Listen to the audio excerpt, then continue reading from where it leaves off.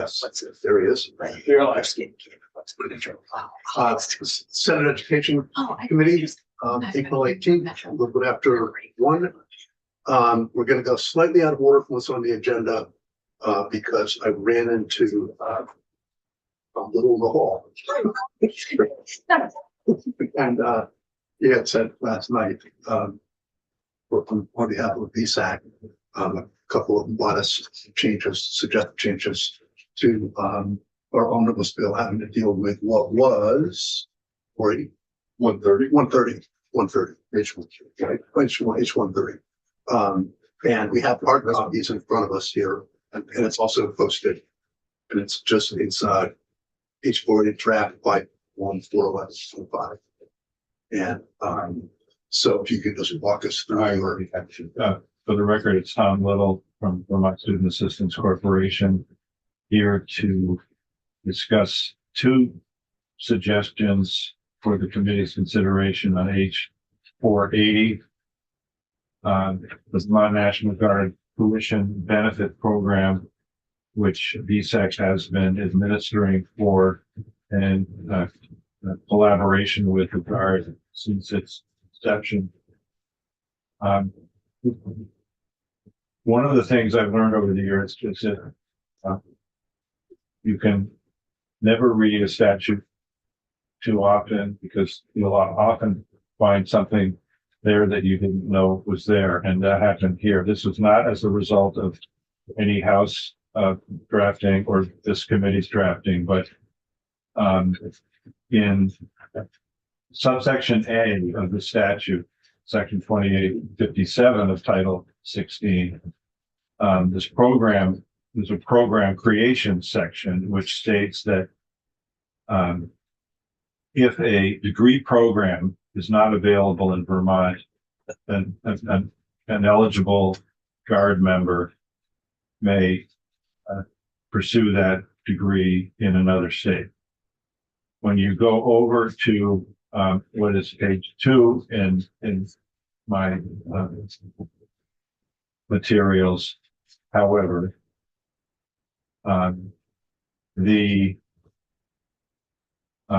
over 2 and then on page 3, that provision, the possibility of attending out of state, does not appear there. So the 2 sections of the statute are not aligned. The way that the statute has been administered since it was enacted, although this occurs fairly infrequently, is that if there is an eligible Guard member who has identified an education degree program that's not available in Vermont, they are permitted to participate in the program. VSAC has encountered this for over 50 years in its regular basic grant program. There is a higher education association in New England called the New England Higher Education Board, something like that, NEBI we call it. And they compile a list of degrees that are available in New England, and you can tell by looking at that which ones are available in which states, and we look to that for guidance. So the first request is to put language in subsection C under eligibility that would align the statute with the earlier subsection A, that an eligible member may be enrolled in a non-Vermont institution if the program is not available, and where the benefit is the in-state tuition rate charged by UVM. That's the VSAC request. In dialogue with Deputy Adjutant General Hank Harder of the Vermont National Guard, and I believe he mentioned this to the committee last week in testimony, an amendment or a suggestion that got drafted into the committee's draft 5.1 would have said that if the Guard member is pursuing a graduate degree, that after obtaining the degree, the guard member must be employed full-time in Vermont, or if unemployed, be actively seeking full-time employment in Vermont. There are, there is more frequency to this. There are residents of New Hampshire and Massachusetts and New York who are members of the Vermont Guard and who would very likely be inclined to be working in their state of residence as opposed to Vermont. And so the Guard's request is to strike that highlighted language on page 2 of the comments explain both of those requests. That's the only changes that we are bringing to the committee's attention. I think the bill otherwise corrects an oversight in language that somehow leaked into the statute about it leaked into the bill that would have eliminated the possibility of taking an associate's degree at CCB. That's been fixed already in this draft. So that's my testimony. I'd be happy to answer questions and wish you good luck with the rest of your labors. There's a lot of them.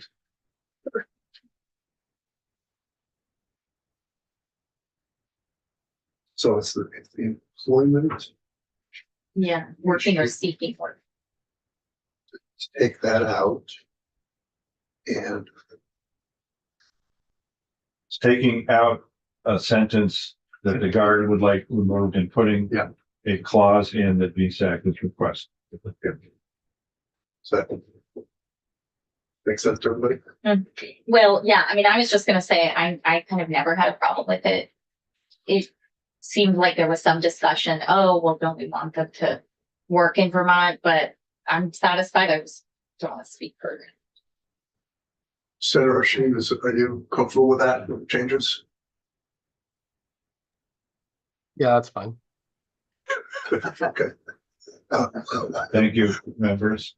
Um, I'm going to leave you with a copy of the VSAC scholarship booklet for this current year. We just, on Tuesday of this week, we shut down the organization for a day while all of our employees served on 2 different scholarship selection committees, read all the applications, the essays, the recommendation letters, and made decisions about that. And that's a very moving undertaking. When you particularly read the essays by the students themselves about the hardships they've overcome and how passionate they are about getting to education or training beyond high school. And this is just a list of all of the 140 some odd scholarships. You can just pass it around or leave it in the committee room.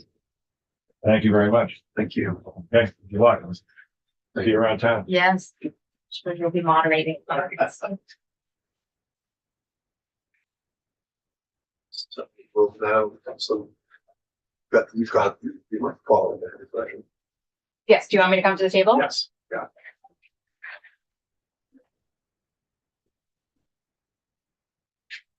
That's St. James Office of Legislative Counsel. Yes, I've already made all the changes. And it should be posted on your website. Already changed. Mhm. Okay, good. So you're really here today to continue the walkthrough of page 44 that which you interrupted us with when we had 454. 450. Yes. We had the joint hearing. Whatever that was, it seems like ages ago. I can't remember what that was, but Tuesday, okay, ages ago. So where did you remind us where we left off? Yes, I believe on Tuesday, I got through the first 2 sections of the bill, which would be leaving off on page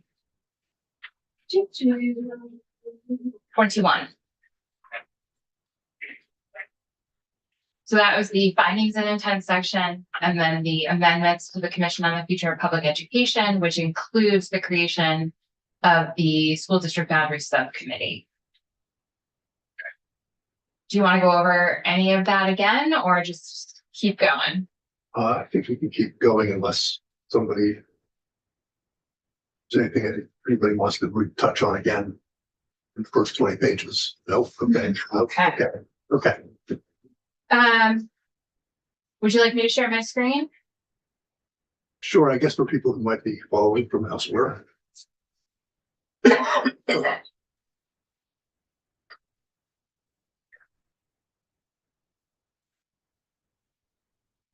I don't have an independent memory of walking through section 2A, the school district voting board task force. Do you all remember? So what page is that? 21. I remember looking at that and thinking. Okay. Now we need another. I think we may have left off, let's start with 2A. Okay. Section 2A. So section 2A creates the school district voting board task force. I'm on page 21. Section 2A starts on line 17. So this task force would create voting district wards within the new school districts that are contemplated by this act to ensure school board membership is apportioned in such a manner as to achieve substantially equal weighting of the votes of all voters in the choice of school board members. The task force would be made up of the Secretary of State, who would be the chair, 3 members appointed by the Vermont Municipal Clerk Treasurer Association, 2 members appointed by the School Boards Association, the director of BCGI, and that's it. On or before October 15th, 2025, the task force is required to consult with the school district boundary subcommittee that's created in section 2 of this bill to gain an understanding of the status of their work and to figure out whether there's any boundary proposals the ward task force can start working with. And then using those boundary proposals, the task force is required to, following the principles of apportionment followed by the Legislative Apportionment Board, make recommendations to the General Assembly to achieve voting districts within each school district that are compact, contiguous, and drawn to achieve substantially equal weighting of votes and that meet the requirements of applicable state and federal law. And then if at any time the task force determines that the General Assembly has actually picked boundaries or is focused on a set of boundaries, their work should align with the work of the General Assembly. I'm on page 23. The task force's recommendations need to include the optimal number of school board members. And then This would be the task force drawing awards would also do the number of. all of this is a recommendation to you all. That's it. Yeah. I see a hand on the screen. Oh, Senator Sheen. Thank you. If this is an all right time to start asking questions, I know we have 140 something pages left to go, but is there any context or background as to the 3 members of the Vermont Municipal Clerk Treasurer Association and what that is and why they're on this committee? I can't offer any background on that. You would need to speak to your colleagues in the House. Yep. But I can tell you that the creation of voting boards, my understanding as your education policy attorney and not your municipal law attorney or your election law attorney, is that voting boards are going to significantly impact the work of town clerks and how elections are conducted. And I believe the Vermont Municipal Clerk Treasurer Association is the association that the town clerks belong to. Got it. And so it would be having their voice on the committee. That's my understanding. If there's more to it, I would suggest you consult with your House colleagues. Thank you. Are we done with this section? No, okay. I just have concern about the section. I do too. So Okay, we'll have the bigger discussion later. yeah, okay, good. Yeah. Okay, so the task force has to come up with make a recommendation for a number of school board members and then the boundaries for voting boards. They would have the assistance of the Secretary of State's office and BCGI They could also contract for expert services as necessary. Secretary of State would call the first meeting to occur on or before July 15th of this year. Secretary of State would be the chair. Task force would cease to exist on June 30th, 2026, and then a normal per diem and compensation. And that is the end of section 2A. Would you like to keep going? Yeah. Okay. So the rest of the policy sections, and the policy sections I was responsible for go through sections 33. So that's all I'm prepared to speak to today. The next large chunk of those sections, within those sections, have three kind of buckets of or three reader assistance headings that are meant to group like topics together. And the first one is scale. And then under each of those reader assistance headings, there is a small piece of legislative intent. So for scale, the legislative intent is, language is that it's the intent of the General Assembly to transform education in Vermont by leveraging attainable and research-based scale to increase equity of opportunity and promote efficiency and affordability. Again, that's just legislative intent. Section 4 is an amendment to section 165 in Title 16, which is the Education Quality Standards Statute. And if you go to page 25, section 4 adds a new subdivision to the Education Quality Standards that requires public schools to comply with average class size minimums standards.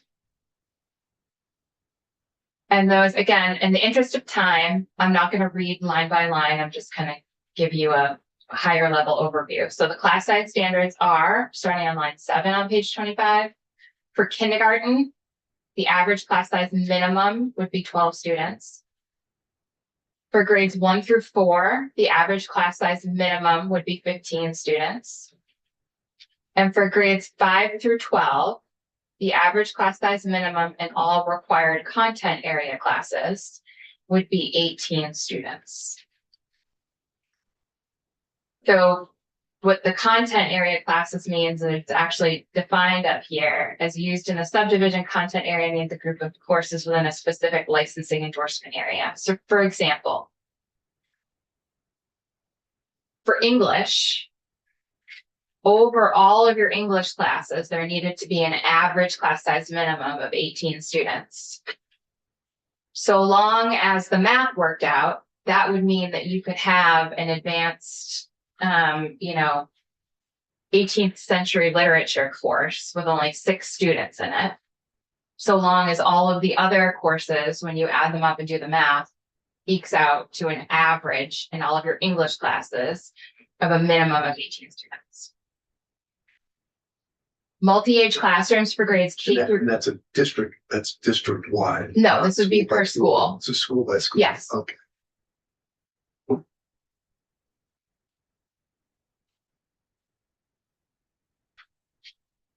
And this section would take effect in 2026. So this would take effect in your current state. Multi-age classrooms for grades K through 8 are limited to 2 grade levels per classroom.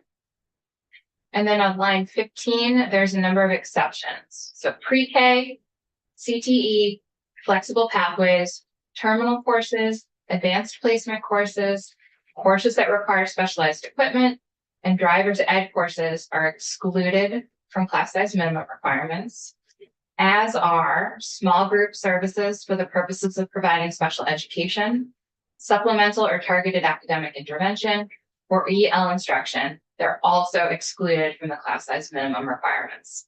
What's a terminal course? Great question. My understanding, not as an educator, but based on the testimony I heard when the House was drafting this, is that advanced placement courses are, I don't know a better way to say it, but they are a actual a track. Advanced placement is the same everywhere, right? Terminal courses would be not an AP course, but like the highest level of something. So example, like Spanish 5, there's nothing after Spanish 5, but it's not an AP course. Thank you. So we're on page 26 now. Class sizes shall not exceed the maximum occupancy limits established by local and state fire codes, including egress and safety requirements. And then what happens if someone's not meeting class size minimums? Just kind of two tracks here. One is they could request a waiver. So if a school board determines that it operates a school that is unable to comply with class size minimum standards due to either geographic isolation, or if the school has developed an implementation plan to work towards meeting these standards, the school board could ask the State Board of Education to grant it a waiver for compliance with class size minimums. The state board is required to define what qualifies as geographic isolation, and the state board's decision would be final on that waiver grant.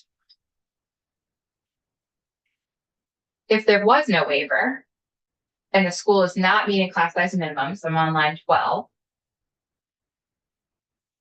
then over the course of 2 consecutive years, so if the secretary determines that a school is not meeting class size minimum standards over the course of 2 consecutive school years, the secretary shall recommend to the state board one or more of the actions listed in subsection B of this section. We're going to walk through it, regardless of whether the school is meeting all other education quality standards, and then the state board is required to follow the procedure in subsection C.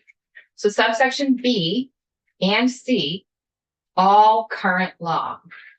B is what happens if a school is not meeting education quality standards across the board, or any of the education quality standards. So I'm on page 26, line 19. And that process that is current law is that the secretary determines annually whether students in each school are provided educational opportunities substantially equal to those provided in other public schools. If the secretary determines that the school is not meeting EQS, or that the school is making insufficient progress in improving student performance, then the secretary shall describe in writing actions that the district must take in order to meet either or both sets of standards, and shall provide technical assistance to the school. If the school fails to meet the standards or make sufficient progress within 2 years following that determination, the secretary is required to recommend to the state board that the state board take one or more of the following actions. The state board can say, okay, we continue to work and provide technical assistance with this school. State board can adjust SU boundaries or responsibilities of the superintendent. The secretary could assume administrative control over an individual school, school district, or SU. The state board could close an individual school, or the state board could require 2 or more school districts to consolidate. I'll be back in 5 minutes. Now that you have a quorum. This is all current law. So if a school fails to meet, I'm going to jump back up to page 26, line 12. If a school fails to meet class size minimums over the course of 2 consecutive years, then the process I just walked you through in subsection B would apply. The same as it would apply is if the school is not meeting any other education quality standard. Yes. So as drafted, the beginning of that 2-year period is what year? Just to help, because I'm going to try to create a timeline of the effect and that effects of this. So page 26, line 12 and 13 and 14. That 2-year period that's being described here, the initial 2-year period, what's the start year? So annually, the secretary is looking at making sure. So if in year 1, everyone's meeting class size minimum standards, then that doesn't count. If in year 2, I'm sorry, I'm trying to explain. In year 2, if a school is not meeting class size minimum standards, then they get 1 more year. If in year 3, they are meeting class size minimum standards, I would say the clock starts over. It's not my question. My question is, given the draft of this bill, when does that initial timer start for the 2-year period described in line 14? As soon as the bill's passed. 2026, or is it Are you asking for the effective date in the section? asking for the? Yeah, so what effective date would affect line 14? This section is effective in July 1, 2026. Okay, that's all.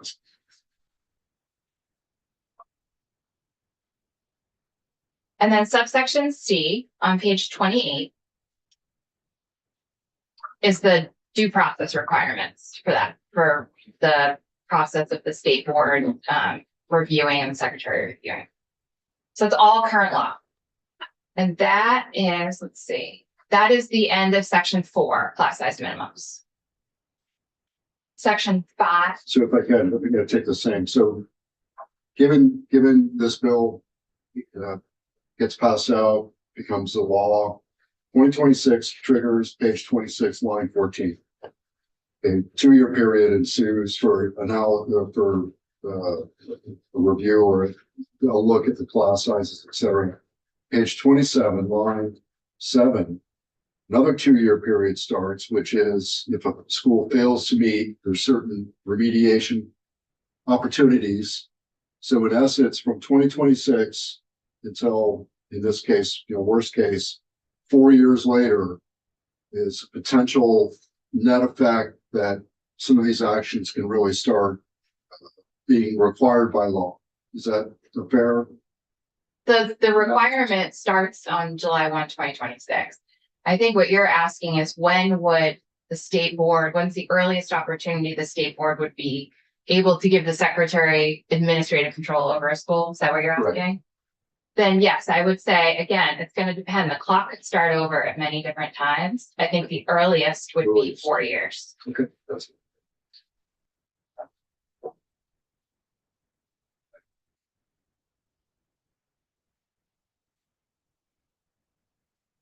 I'm on section 5, page 29, line 4.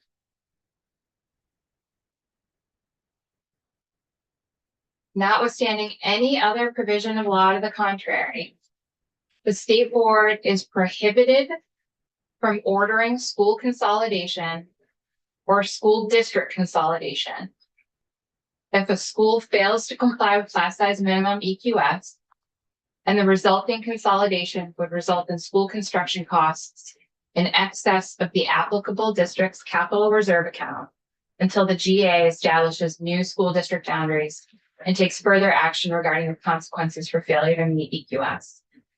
So if a school is not meeting education quality minimum class size requirements, one of the options available to the state board is consolidation. And so section 5 is saying consolidation's off the table if it would require a school district essentially to go out to bond to create the space to make that consolidation work.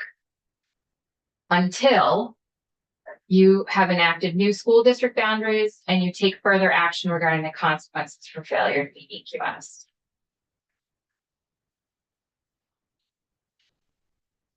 Just writing down here, so hang on a second. Takes line 12, takes further action regarding the consequences. Can you interpret that just a little bit? What are they really going to say? What further actions? So I would say that the General Assembly decides if there are any other remedies available for failure to follow education quality standards. New law.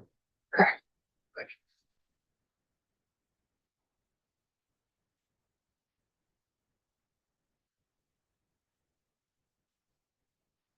Okay.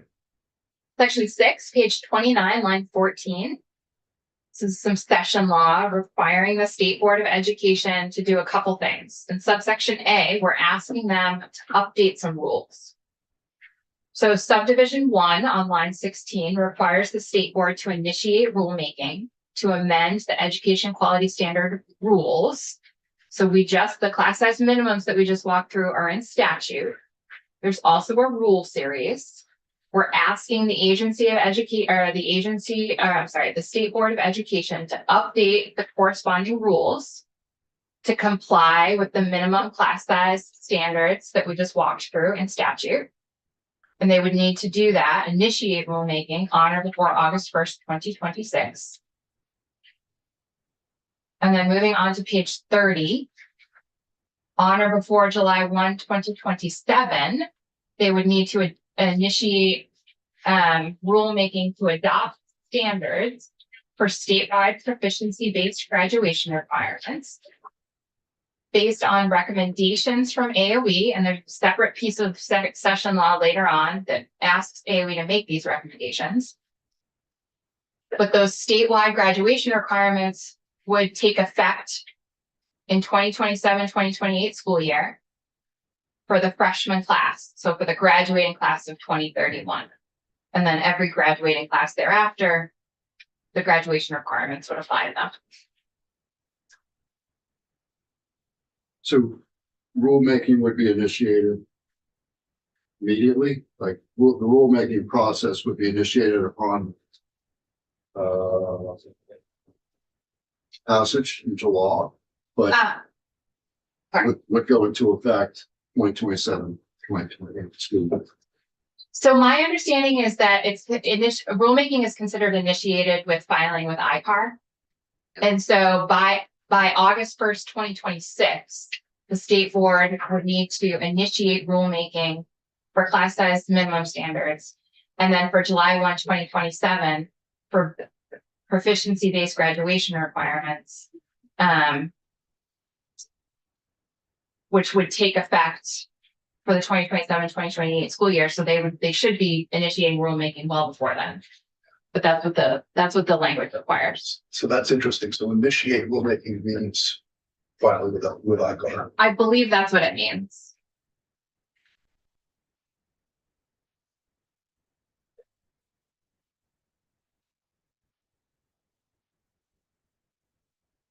So those are the updates to the rules in this section. I'm sorry, in the education quality standards. Subdivision 2, I'm on page 30, line 6, asks the State Board of Education on or before August 1st, 2026 to initiate rulemaking to amend a different set of rules, to amend the 2200 series, which is the independent school program approval rules, to require approved independent schools that intend to accept public tuition to comply with class size minimum standards. And there's a piece of law later on in the bill, an amendment to a statute that also does that. The rules for independent schools related to class size minimum standards, I'm on line 11, must also create a process for review by the state board for failure to meet the class size minimum requirements and the corresponding actions the board may take for such noncompliance, provided, however, that the board shall provide an approved independent school a substantially similar opportunity to come into compliance with class size minimum standards that it would provide to a public school. So education quality standards only apply to public schools. The process that we talked about, where the secretary reviews, engages in technical support over 2 years, and then goes in front of the state board for recommendations on actions to be taken, only applies to public schools.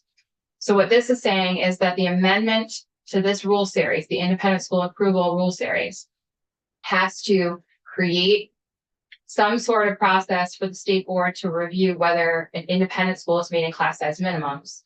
And that process has to provide a substantially similar opportunity that they provide to public schools in the language we walked through in section 165.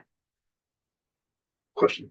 So this will also relate back to page 25 where it's talking about the minimum class. Can they combine the classes? Is that being the way that is written? That if you combine class grades 1 and 2 to meet the minimum, can the school do that? Or does this kind of make it so they can't? That's a really interesting question. On line 13 on page 25, it limits multi-age classrooms to specific grades, and then it limits them to 2 grade levels per classroom. That's an interesting question. I'm not quite sure how to answer that. I would say for grades 1 through 4, it's the same class size minimum. So if you have one classroom with grades 2 and 3 in it, and it's 15 students, then I think you're meeting the class size minimum. Should we have wording in there saying that combining grades is allowed? That way, It already is allowed. okay. So I would again point you to line 13. Yep, I read that. So multi-age classrooms are a thing, and there's nothing in here that would prevent K through 8 limited, as long as it's K through 8 limited to 2 grade levels per classroom. Mhm. I think there's nothing in state law right now limiting. Okay, so then, independent schools would be allowed the same rule. They are required to follow the same class size minimum standards. Okay. If they want to accept public tuition.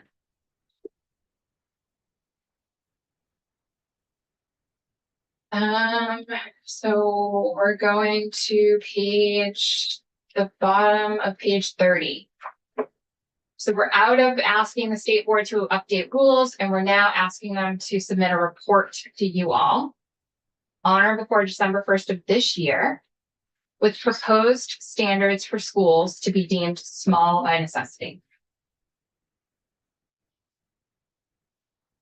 And then page 31, section 7. Section 7 is legislative intent language. This language does not require schools to do anything right now. It is just stating your intent for a future state. So it is the intent of the General Assembly to encourage the efficient use of public funds to modernize school infrastructure to deliver identified 21st century educational goals. It is further the intent of the General Assembly that each public school operating grades 6 through 12, or some subset of those grades, shall have a minimum average daily membership of at least 450 students, at least in part by providing a robust state aid for school construction program that is driven by standards for quality for public schools, geographic accessibility, statewide enrollment trends, and capacity and scale that support substantially equal educational opportunities for all Vermont students. Does robust need to be in there? That's a question for you. Not over here, but so you should strike. Not nervous. Yeah, we gotta get rid of that ASAP. When you say we should strike that, Otter? Any questions on that one, or can we move on? Good. Okay. So next we have section 8, page 31, prohibition on school closure and transition to paying tuition.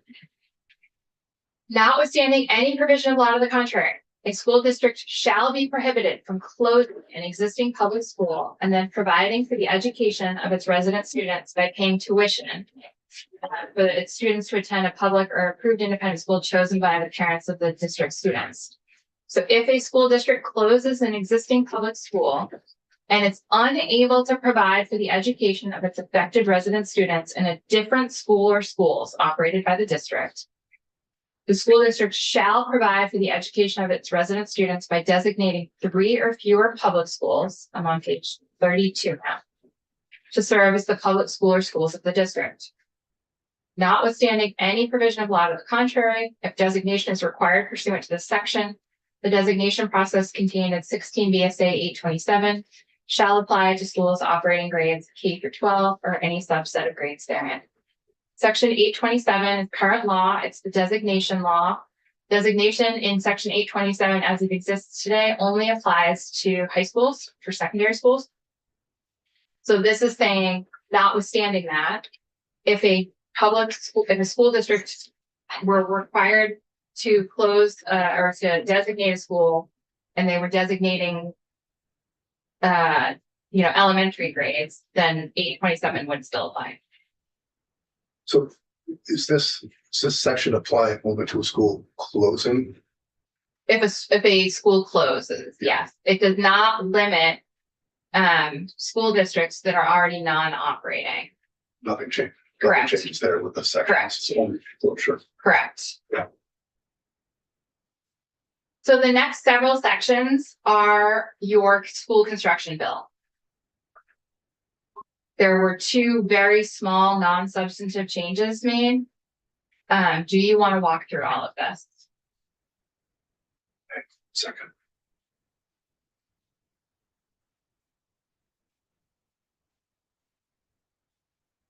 So I'm sorry, you were saying on section 9, you were saying, Section 9 and the next several sections are your school construction bill, taken right off the wall.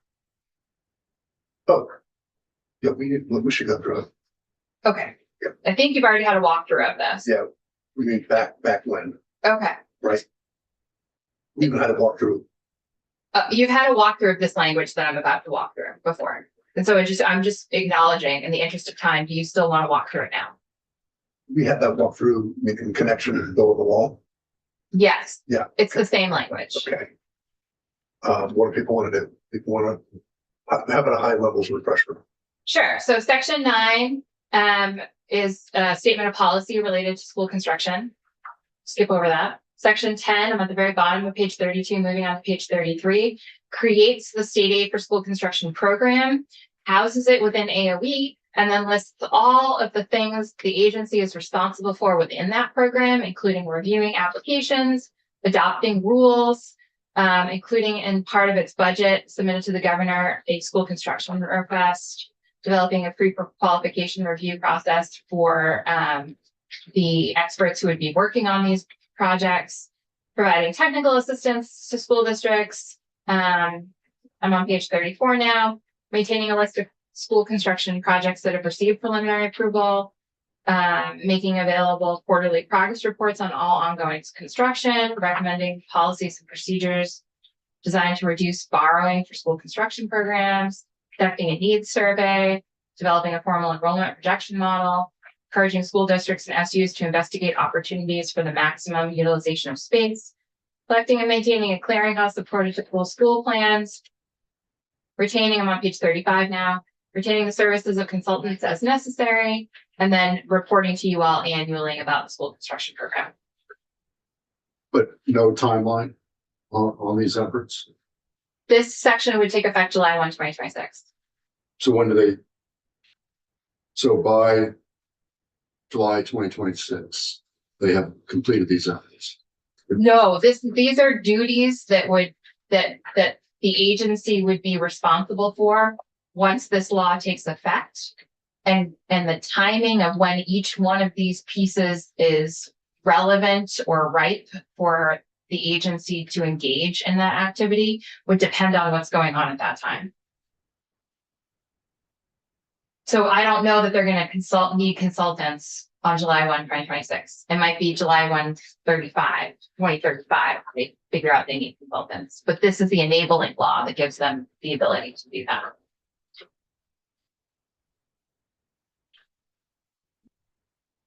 Thank you. Because right now, there's not really money for this truck, correct? There's no money in this bill either.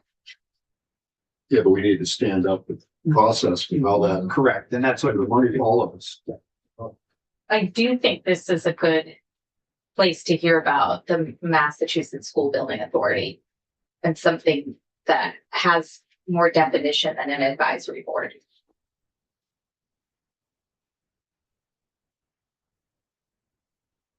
Section 11 on page 35, State Aid for School Construction Advisory Board. This section takes effect July 1, 2025. So this advisory board would spring to life this summer. The work that they do would again depend on the circumstances at any given time. So the advisory board sole duty is to advise the agency on the implementation of the State Aid for School Construction Program, including the adoption rules, setting of statewide priorities, criteria for project approval, and recommendations for project approval and prioritization. Membership composed of 4 ex officio members, including the treasurer, on page 36, the commissioner of BGS, the executive director of Vermont Bond Bank, and the chair of the State Board of Education. And then there are 4 members who are none of whom shall be current members of the General Assembly. 2 would be appointed by the Speaker, and they would each need to have expertise in education or construction, real estate, or finance, and 1 of whom shall represent a supervisory union.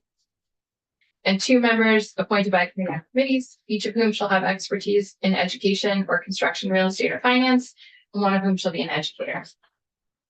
So that's the advisory board. They would serve 4-year terms. And then there's language in here about staggered term limits, vacancies, etc. I'm on page 37. The duties of the board. I really want to call everyone's attention to line 8. Is that they shall advise the agency. So everything starting on line 11 down is not the responsibility of the advisory board. The advisory board is providing advice to the agency on these things. So the agency adopts the rules, but the advisory board provides advice to the agency regarding rules pertaining to school construction. So advice on project priorities, advice on proposed legislation, advice on policies, procedures, etc. So basically, all of AOE's responsibilities, school construction program, the advisory board is advising the agency on the implementation of the program. But the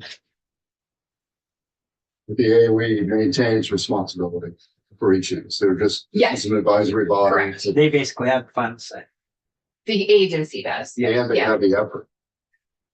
They have the effort to do things.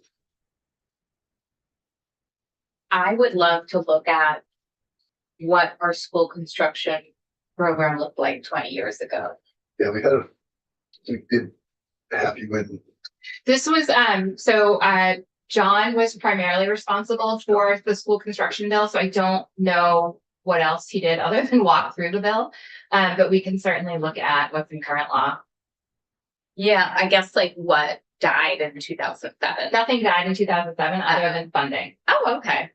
All of the laws Uh-huh. are still on the books. Oh. There's just no money. Does this then delete those? Repeat, so it repeals what exists. It repeals some of what exists. Okay. There's in chapter, so your school construction program lives in chapter 123 of Title 16. Mm-hmm.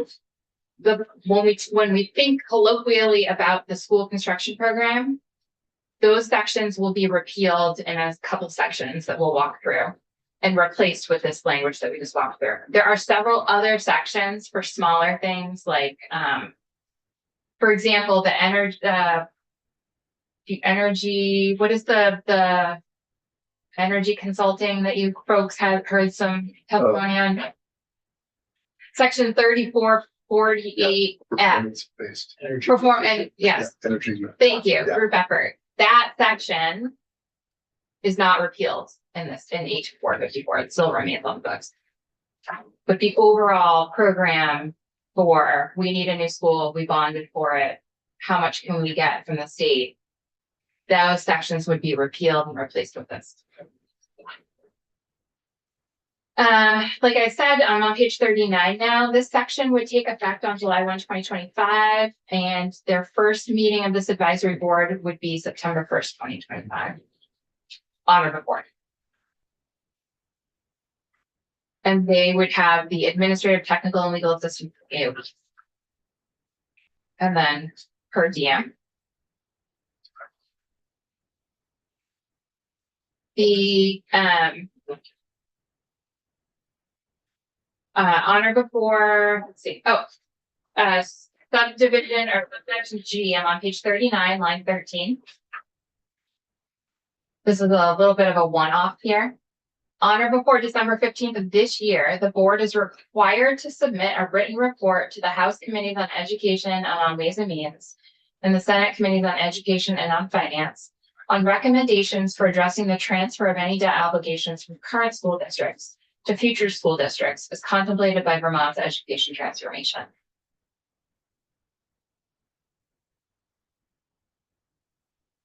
In this case, the board means. The advisory board. Not the board. The one we just spoke about.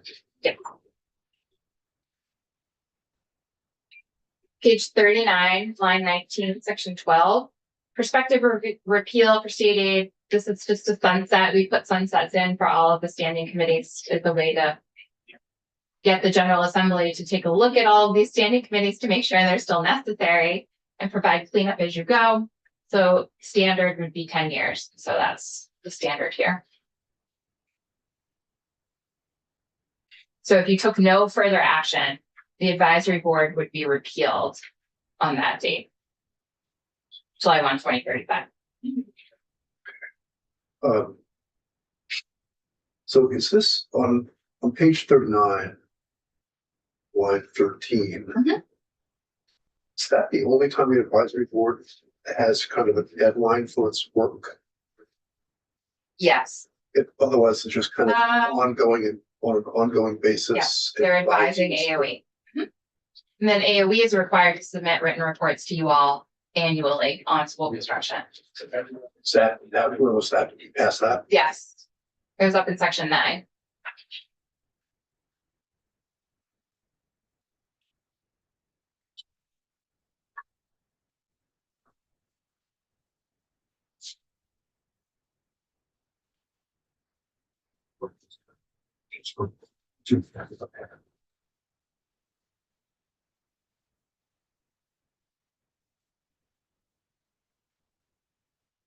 Okay, so that takes us to, Section 13, page 40, line 3.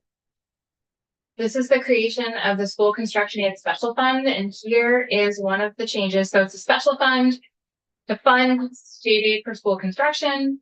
So school construction projects, facilities master plan, grant program, funding administration, and awarding of emergency aid. The funds consist of any amounts transferred to it by the General Assembly. And then H454 adds any amounts deposited in the fund from the supplemental district spending reserve, which I believe you had a walkthrough of on Wednesday with John. So this lines 18 and 19 on page 40 were not in your school construction bill as it was introduced. Everything else has been thus far. This is added in this bill, which lines? 18 and 19.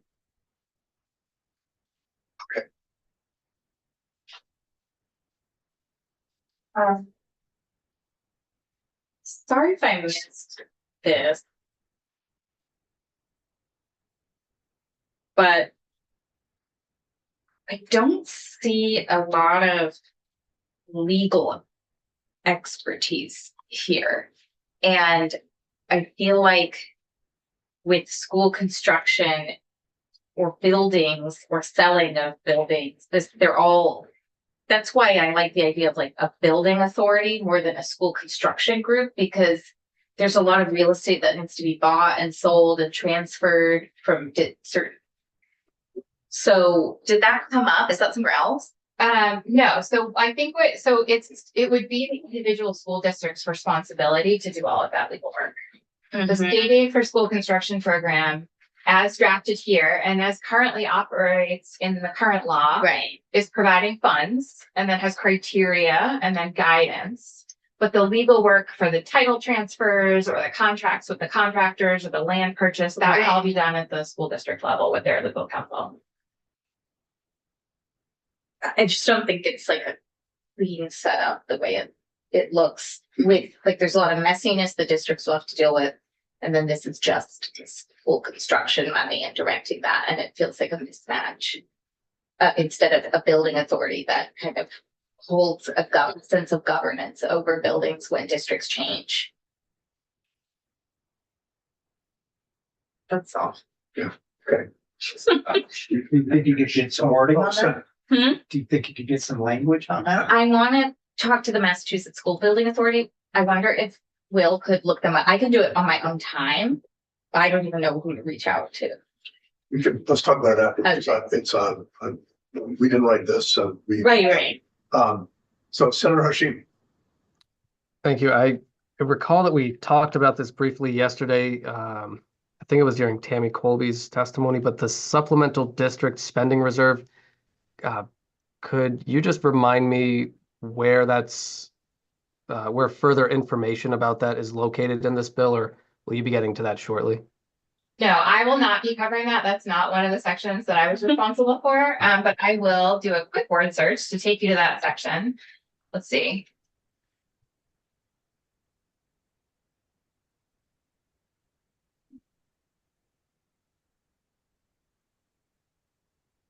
Section 43, page 87 is the supplemental district spending reserve. And that is, well, I'll let it speak for itself. And I would suggest I can, reach out to John. That's good. Thank you.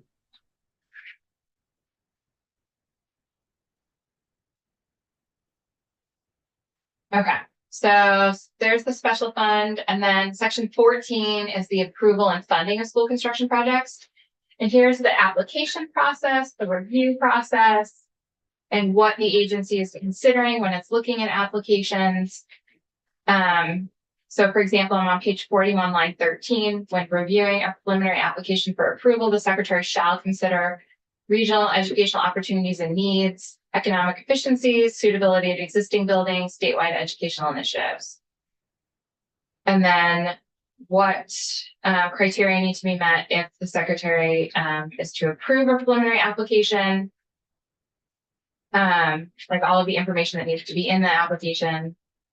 And then on page 43, line 12, the agency is tasked with creating a priority system. So theoretically, you're potentially going to have more applications and requests for funding than you have funds to cover.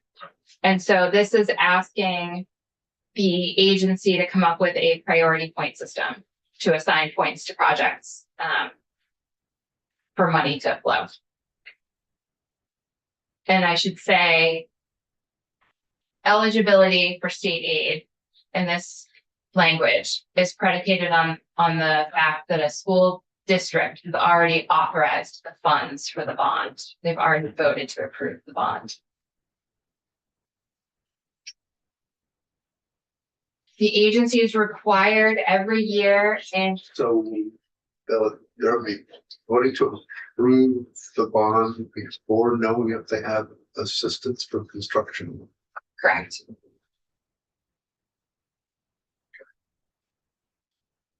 I believe that's how it works in current law. I think Okay, that's what I remember in Burlington, they kept trying to say, like, it might be less than this amount, but go with us on this higher amount, which is a little clunky, but.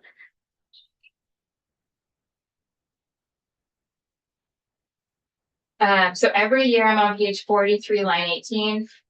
The agency is required to submit an annual school construction funding request to the governor as part of its budget. And then following submission of the governor's recommended budget to the General Assembly, the education committees would recommend a total construction appropriation for the next fiscal year to the General Assembly. On page 44, then there would be a final approval of construction needs. So we had a preliminary approval. Now we've got a final approval. And let's see. All of the things that need to be considered. Award of construction aid, line 14, page 45. The base amount of an award shall be 20% of the eligible debt service cost of a project. where that's right in front of you, but I don't see it. Line 14 on page 45. Projects are eligible for additional bonus incentives for up to an additional 20% of the eligible debt service cost. Bonus incentives would be something the agency figures out in rulemaking. So we're going from what used to be 30 Correct, to 20. correct, But up to 40. correct. And then eligible debt service cost means the product of the lifetime cost of the bond authorized for the project and the ratio of the approved cost of a project to the total cost of the project.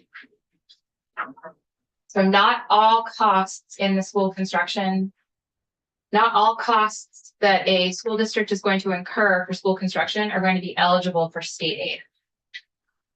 What is or isn't is going to be part of rulemaking. And so that 20% would be for the eligible costs, not the overall cost. And then on page 46, line 1, Hang on 1 second.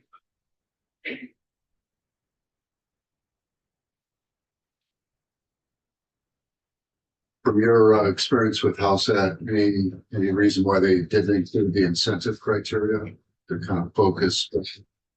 this is both, this language is all as introduced as recommended by the school construction committee this summer. So neither, the House did not make any changes to the bill as introduced either. Okay, thanks. So now you're on page. I'm on page 46, line 1. Notwithstanding any other provision of this section, the secretary may grant aid for a project the secretary deems to be an emergency in the amount of 30% of eligible project cost, up to a maximum eligible total project cost of $300,000. And I believe that nets out to a max of $90,000. 30% of 300,000.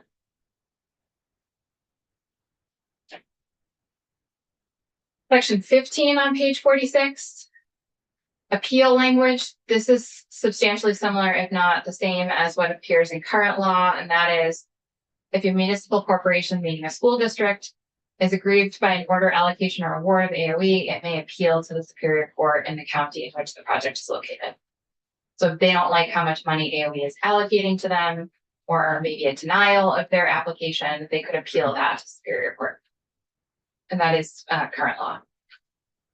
Section 16 transfers rulemaking authority. Currently, the State Board of Education has rulemaking authority over school construction. And so section 16 transfers current rules and the authority to adopt those rules or amend those rules from the State Board of Education to the Agency of Education, and then makes those rules the Agency of Education. And this is just standard language for transfer of rulemaking authority. Section 17 on page 47, line 5. This is the appeal of current law that I mentioned. These are the current, section 3448 is our current school construction program. Section 3448A is the appeal language. Those sections are repealed and replaced with the language we just walked through. So all of the school construction language that we just walked through, section 9 to section 17, all takes effect on July 1, 2026, with the exception of the advisory body. That law takes effect on July 1, 2025.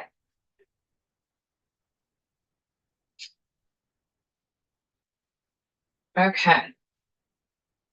Section, I'm on page 47, line 8, section 18. Section 18, or I'm sorry, yes, section 18 amends section 828. The title of that section is Tuition to Approved Schools Age Appeal. This section lives in chapter 21 of Title 16. Chapter 21 is entitled Maintenance of Public Schools, and this is where the town tuition program lives.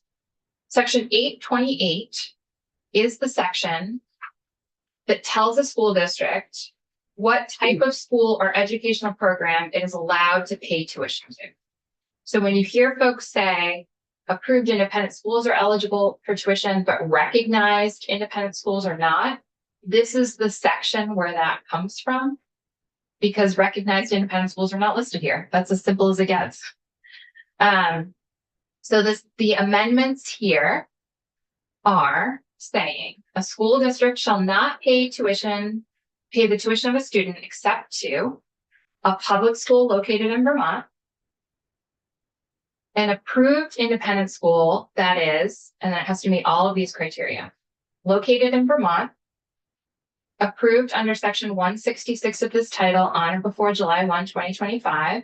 So that just means it has to be an approved independent school on or before July 1, 2025. You have a moratorium on approved independent schools, so on new ones. So this tracks with that. It has at least 51% of its student enrollment composed of students attending on a district-funded tuition basis pursuant to Chapter 21 of this title during the current school year, 2024-2025, and it complies with minimum class size requirements. However, if the school is unable to comply with class size requirements due to geographic isolation, or if the school has developed an implementation plan to meet class size minimum requirements, the school could ask the state board for a waiver. And that language should look very familiar to you because it's the same language for public schools. You know how they came up with 51%? It was in the governor's bill. So now we're out of approved independent schools. We're in the list of the other educational programs that the school district is able to pay tuition to. So an independent school meeting education quality standards, a tutorial program approved by the state board, an approved education program, a public school located in another state, or a therapeutic approved independent school located in Vermont or another state or country that is approved under the laws of that state or country. And then this section also includes a definition of therapeutic approved independent school to mean an approved independent school that limits enrollment for publicly funded students residing in Vermont, students who are on IEPs or Section 504 plans, or who are enrolled pursuant to a written agreement between a local education agency and the school or pursuant to a court order. Section 19, I'm on page 49, line 4. Tuition transition. This would allow a student or a school district that's paying tuition on behalf of a student under Chapter 21, as it's in effect on July 30th, 2025, to continue doing that until a student graduates. If the student is enrolled for this school year or has already been accepted for next school year. So if someone is currently attending and plans to attend until they graduate, or they're going to be a freshman or, you know, whatever grade they would be entering in the 2025-2026 school year, and they've already been accepted, if that independent school would not be eligible for public tuition because it doesn't meet one of these new standards required on page 47, then section 19 says the school district is still required to pay tuition for that student until the student graduates. But if someone is starting school the 2026-2027 school year, the approved independent school would need to meet all of those criteria. We're on to our next reader assistance heading. Do you want to take a break or keep going? Go ahead. Well, we can, or that's a good idea. Take a quick break. I don't need one. I no. Okay. If you're good to go. Okay. What if people want to take a break or keep going? Short break. Okay. 2:30. Do you want to go off? Just turn the sound off.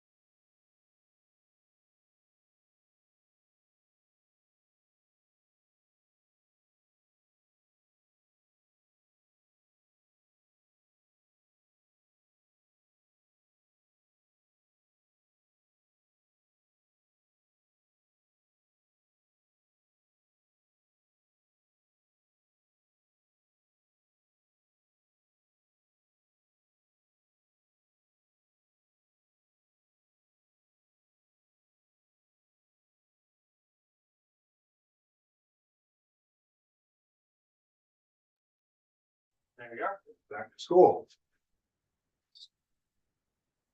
We are back, okay, Senate Education Committee, we're back. Continuing our walkthrough of 454 with Legislative Council. Thank you, Beth St. James, Office of Legislative Counsel. We're gonna pick up on page 49, line 11.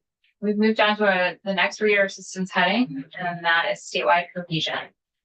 So the intent that goes along with that section is it is the intent of the General Assembly to consolidate structures and systems that are foundational to the administration of education. Section 21 asks the Agency of Education to do a bunch of stuff.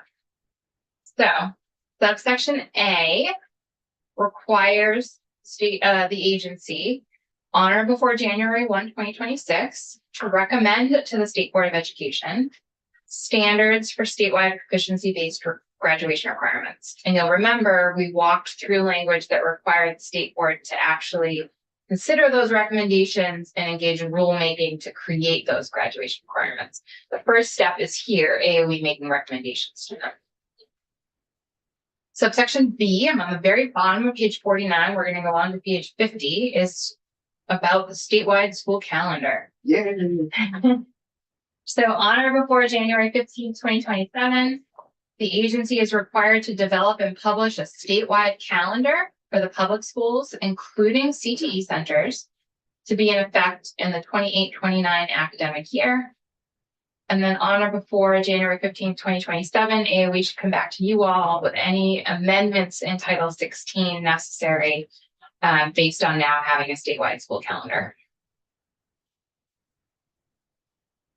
And then subsection C on page 50, line 8, is a report back to you all on or before December 1st of this year with recommendations and including legislative language as applicable for a whole host of topics. So the first topic on line 11, subdivision 1, is in consultation with educators and administrators, a proposed implementation plan for statewide financial data and student information systems.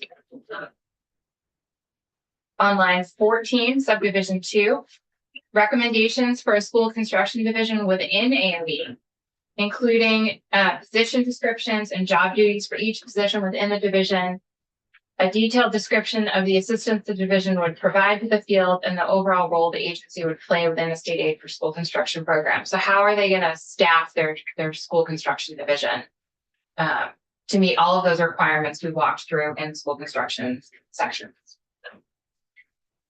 Subdivision 3, I'm on line 19, a progress report regarding the development of clear, unambiguous guidance that would be provided to school officials and school board members regarding the business processes and transactions that would need to occur to facilitate school district mergers.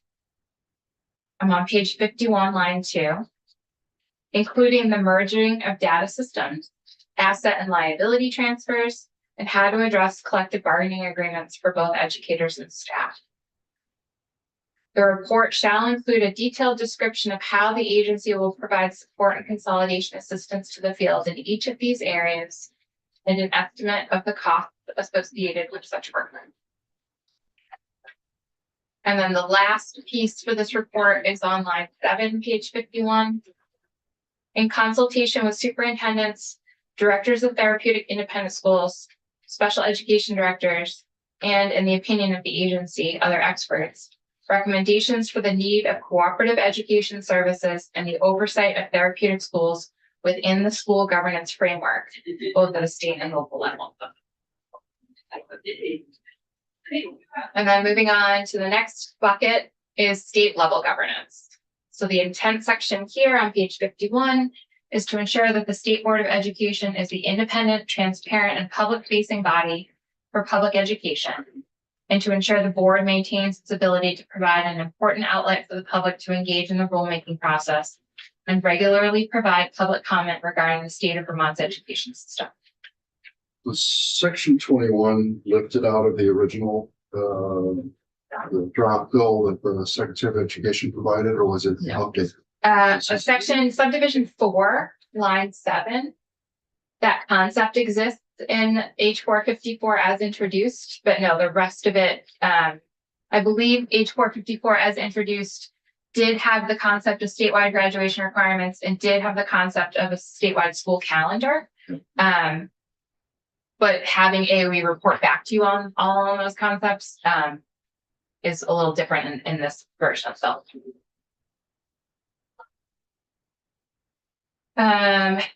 So section 23, I'm on page 51, line 19, makes an amendment to the State Board of Education appointment section in Title 16. If you go to page 52, that's where the substantive changes occur.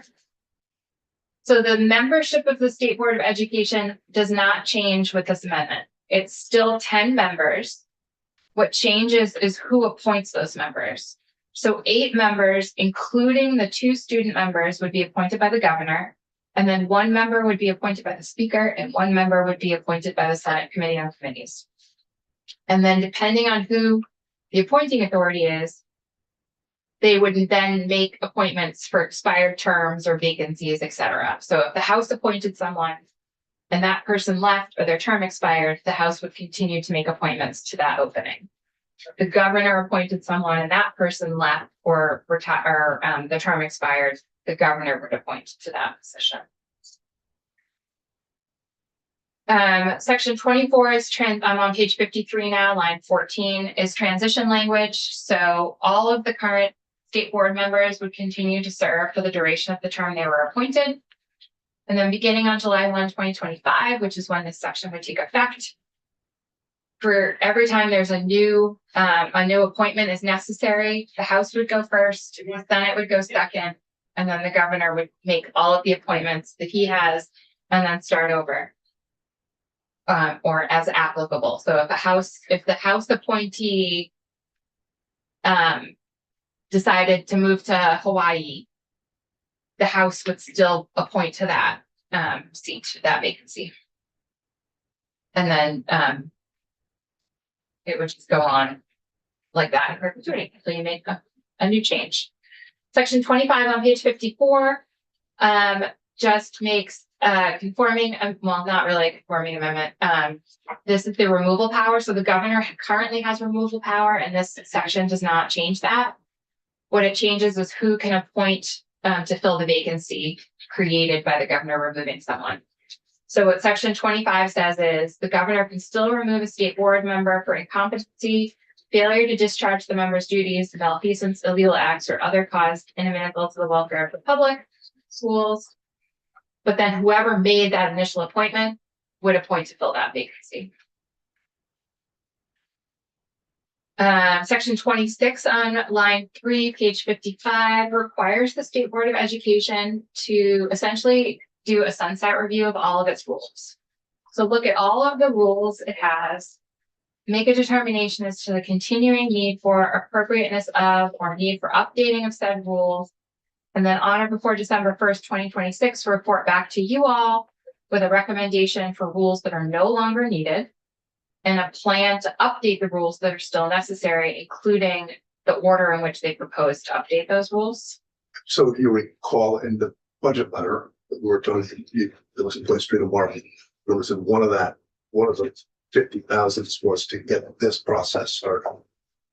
Their estimated cost is actually 375,000 over the course of 3 years. And in the interest of just getting something started, we booked in, or at least I suggested $50,000 for this year to get this one. So that's where that just relates. This relates to the budget letter. I just thought I'd point that out. So. And the House passed version of this bill on line 13, page 55, actually appropriates $200,000.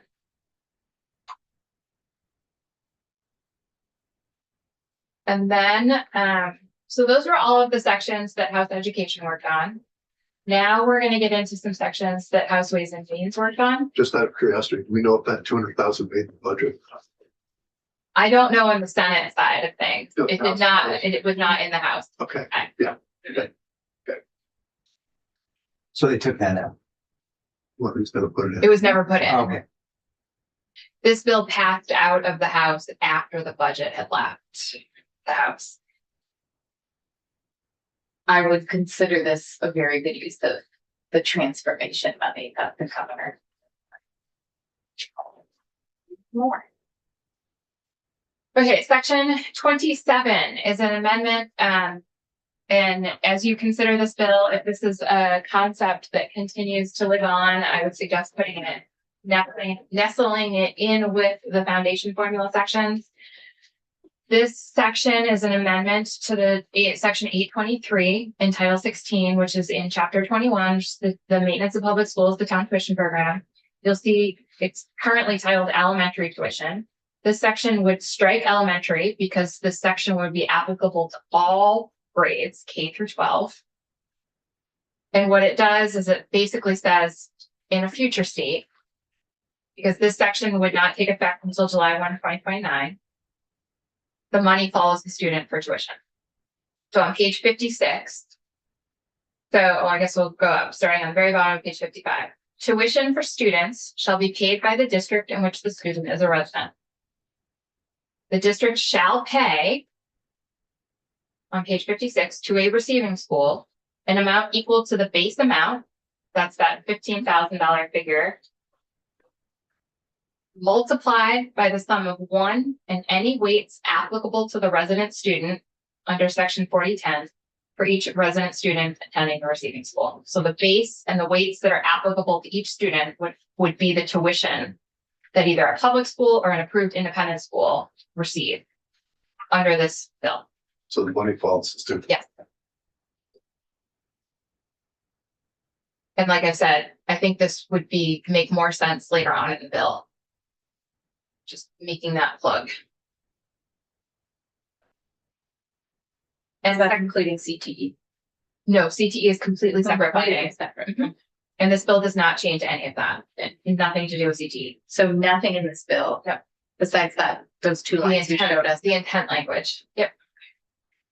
Section 28, line 6, on page 57, repeals current law tuition sections that would not be relevant anymore in the future state when the money's following the student based on the foundation amount and the base and the weights.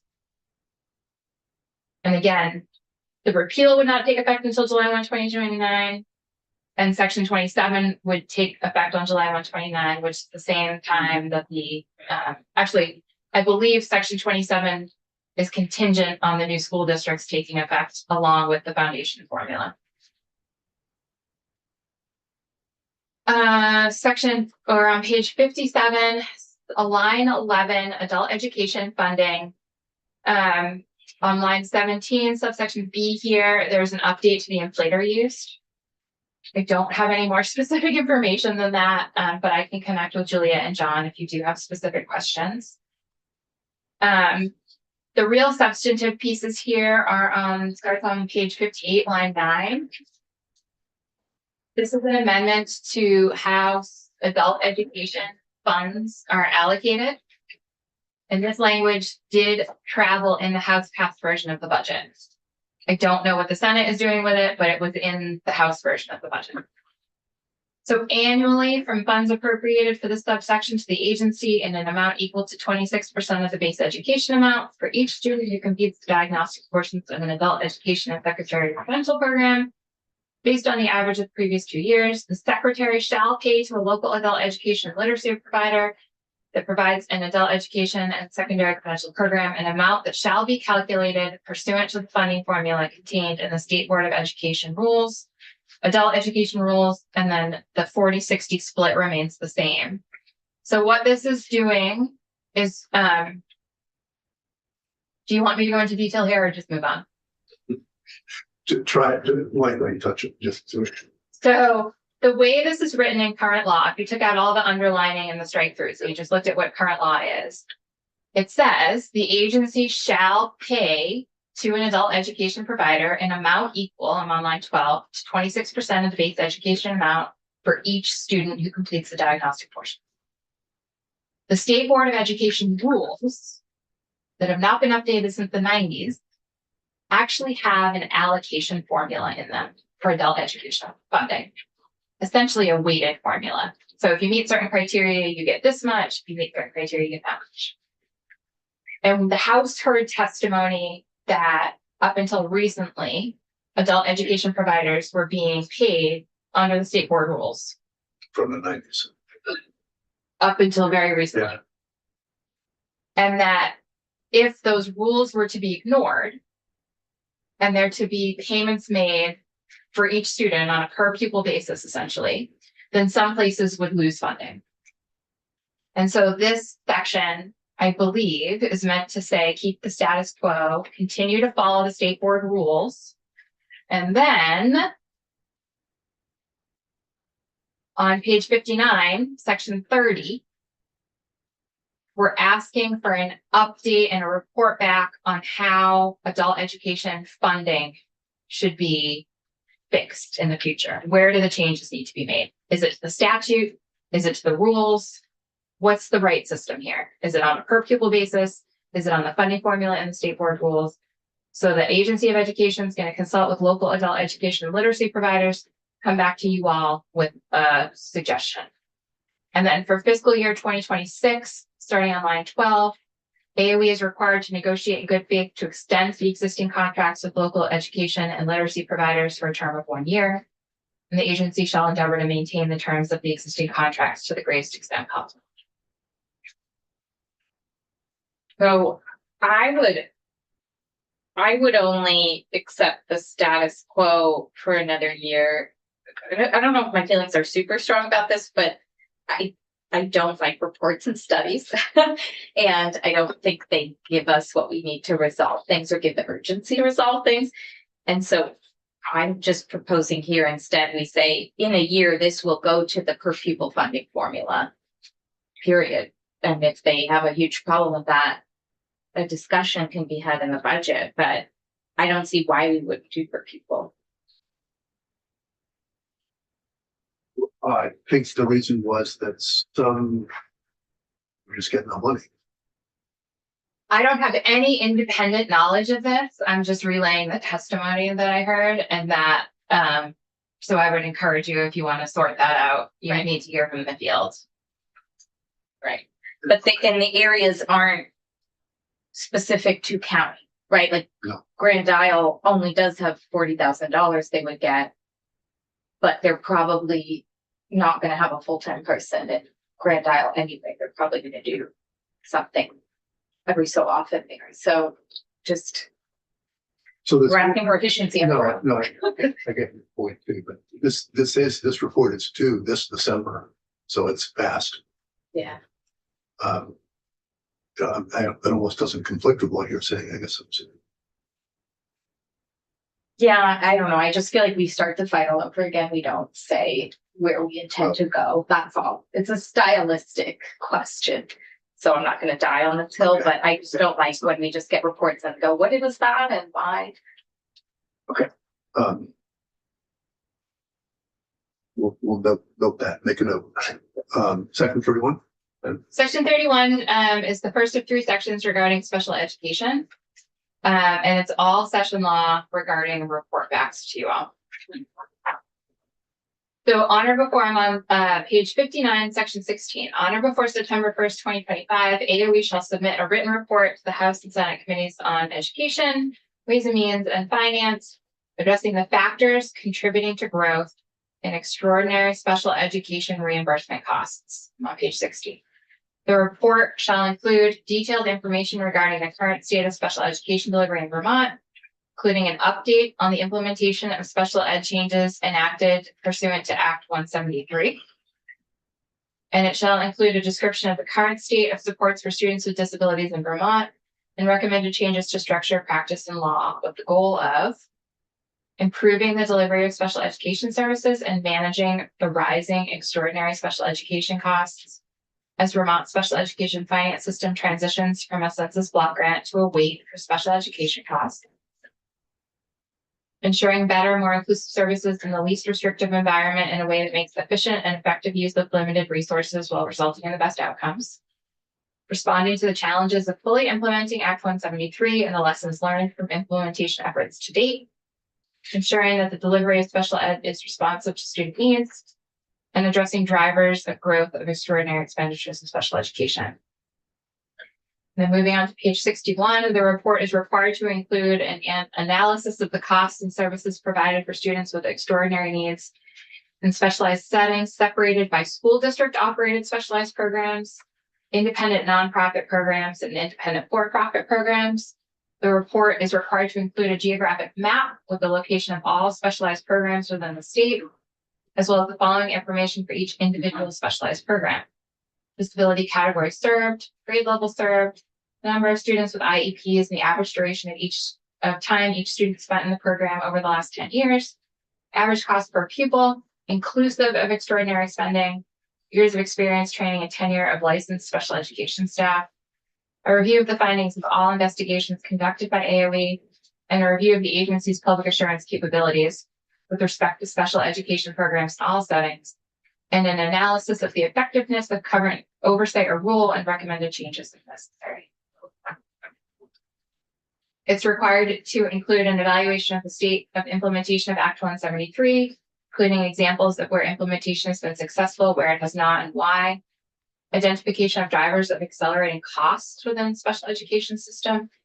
Identification of barriers to the students with disabilities. A description of how specialized programs for students with extraordinary needs operated by school districts, independent nonprofit schools, and independent for-profit schools are funded, with an analysis of the benefits and risks of each funding model. An assessment of whether Vermont's current special education laws ensure equitable access to all students with disabilities to education alongside their peers in a way that is consistent with the Vermont education quality standards for public schools. So actually, we can probably go through this Sure. part. This is sort of important of all these elements. Mhm. Saying, is there anything in particular you would call our attention to? I think you should read all of it. Yeah. I would just say it has one line about staffing, and that seems to be the big problem we're hearing. So I feel like we're asking for a really big song and dance without paying attention to the workforce crisis. Make that new. The only reason I said that is just because we're running out of time. Yeah. So we'll move to section 32, page Yeah. 64, is asking AOE to come up with a 3-year strategic plan for the delivery of special ed. And again, in the interest of time, that's it. It's okay. And the point here is to ensure successful implementation of Act 173 and provide the supports and processes that need to be in place. I'm on page 65 for the transition to a weighted funding model for special education, including a suggested transition timeline with benchmarks for success. And then also include contingency recommendations for special ed funding in the event federal education funding under IDEA is no longer available, or it transitions to a system that requires more planning and management on the part of the state to ensure funds are distributed equitably. They are required to report to you all by December 1st of this year with their strategic plan. And then on December 1st of 2026, 27, and 28, report back to you all with an update on their strategic plan, including any recommendations for legislation necessary to ensure a successful transition to a weighted funding model and continued successful implementation of Act 173. And then on page 66, section 33 creates one new permanent classified position in AOE to support development and implementation of the 3-year strategic plan. There is an appropriation of $150,000 from the general fund, which would be included in the agency's base budget for this year or for next fiscal year.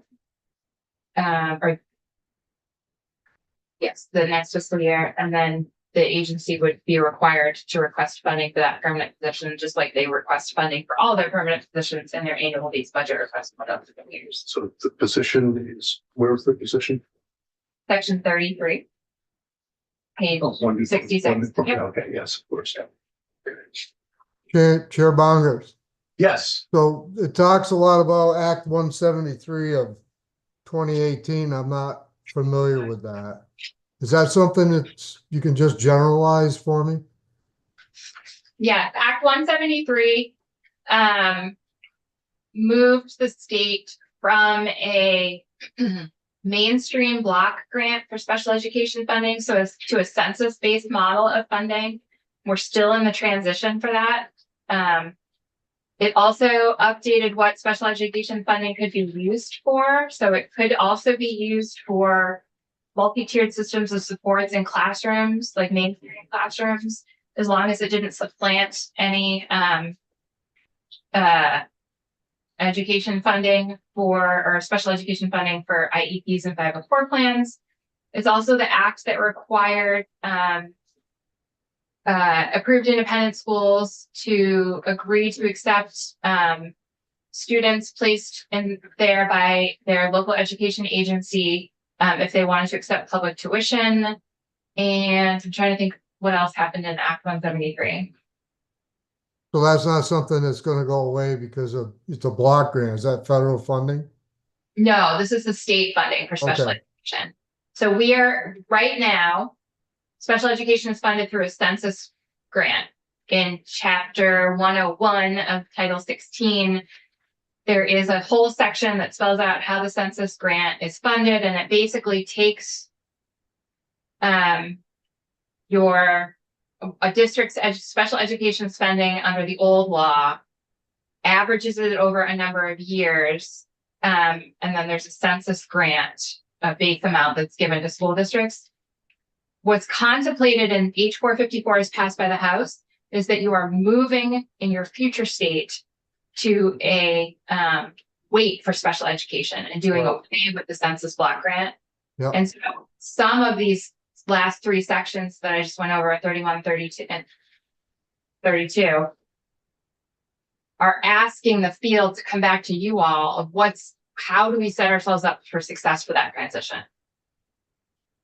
Okay, Yes. So one of the things that was raised to us was that the independent schools receive special ed dollars as like a reimbursement model, and the public schools receive it as a block grant. And would all of that move to a weight? That would be a policy decision. Okay. It's silent in here how that's gonna be. The special education statutes are not touched in this bill. And the funding for special education is separate and apart from the law related to general education funding. Okay, but what's silent in here is that they're just intending, the intention is to move toward a weight. It doesn't say about both. Correct. It just says, does it say to move from block grant to a weight? Or does it just say move to a weight? When you say block grant, we don't have a block grant anymore. We have a census. Census, Yeah. okay, I guess technically it's census. block grant. I think it's census grant. Okay. For general education, public schools, Mm-hmm. the only reason we can sit here today and say Mm-hmm. independent schools receive a reimbursement is because there's a law that says that. This Okay. bill doesn't change that law. Okay. I don't even know that I care. It just seemed like it was weird to have multiple systems, and I don't know if we should give people choice about how they receive it, like if it comes out to the same amount. So I just was curious. It should, I think, either be one system or like a choice. What's better for your district?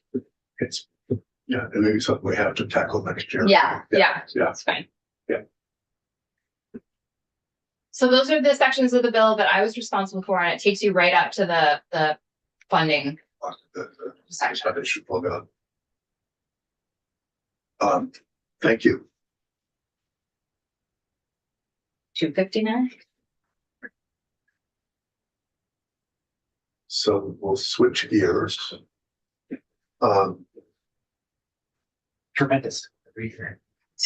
Yeah, and writer. She did went into a lot of debt to be a good reader. Good. Have a good Work weekend. anything. You too. Happy Easter. Yeah. So. That, I'll walk out. Oh, sure. Right now.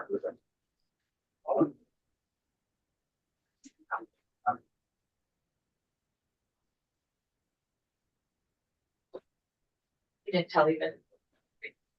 We're still live. Yeah.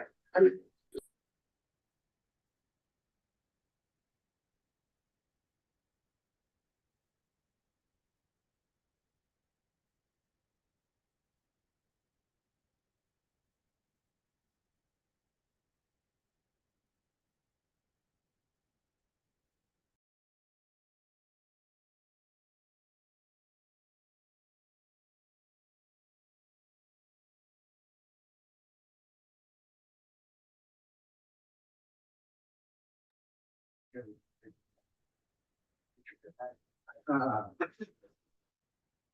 we're switching gears, sort of, are we, sound Yeah. up? Yeah. Yeah. Okay, so we're switching gears, to H 480. And we're focusing on the part of 480 that was the literacy bill, which was S15. And, we have Emily. Emily, Emily and Emily. okay. So please, you're both muted, so unmute yourselves, Emily and Emily. And so we're gonna go first, yeah. And Great. identify the record and off we go. Great. Okay. Excellent. Great. Good afternoon, everyone. Thank you for having us today from the Agency of Education. For the record, I am Emily Lesh at the Agency of Education, where I am the project manager and lead for Read Vermont. And I'm joined by my colleague, Emily Loita. Emily, I'll have you introduce yourself. Hi, I'm Emily Loita, and I am the English Language Arts and Literacy Specialist at the Agency of Education. Great. So Thanks, Emily. Yep, so you were requested to come in today.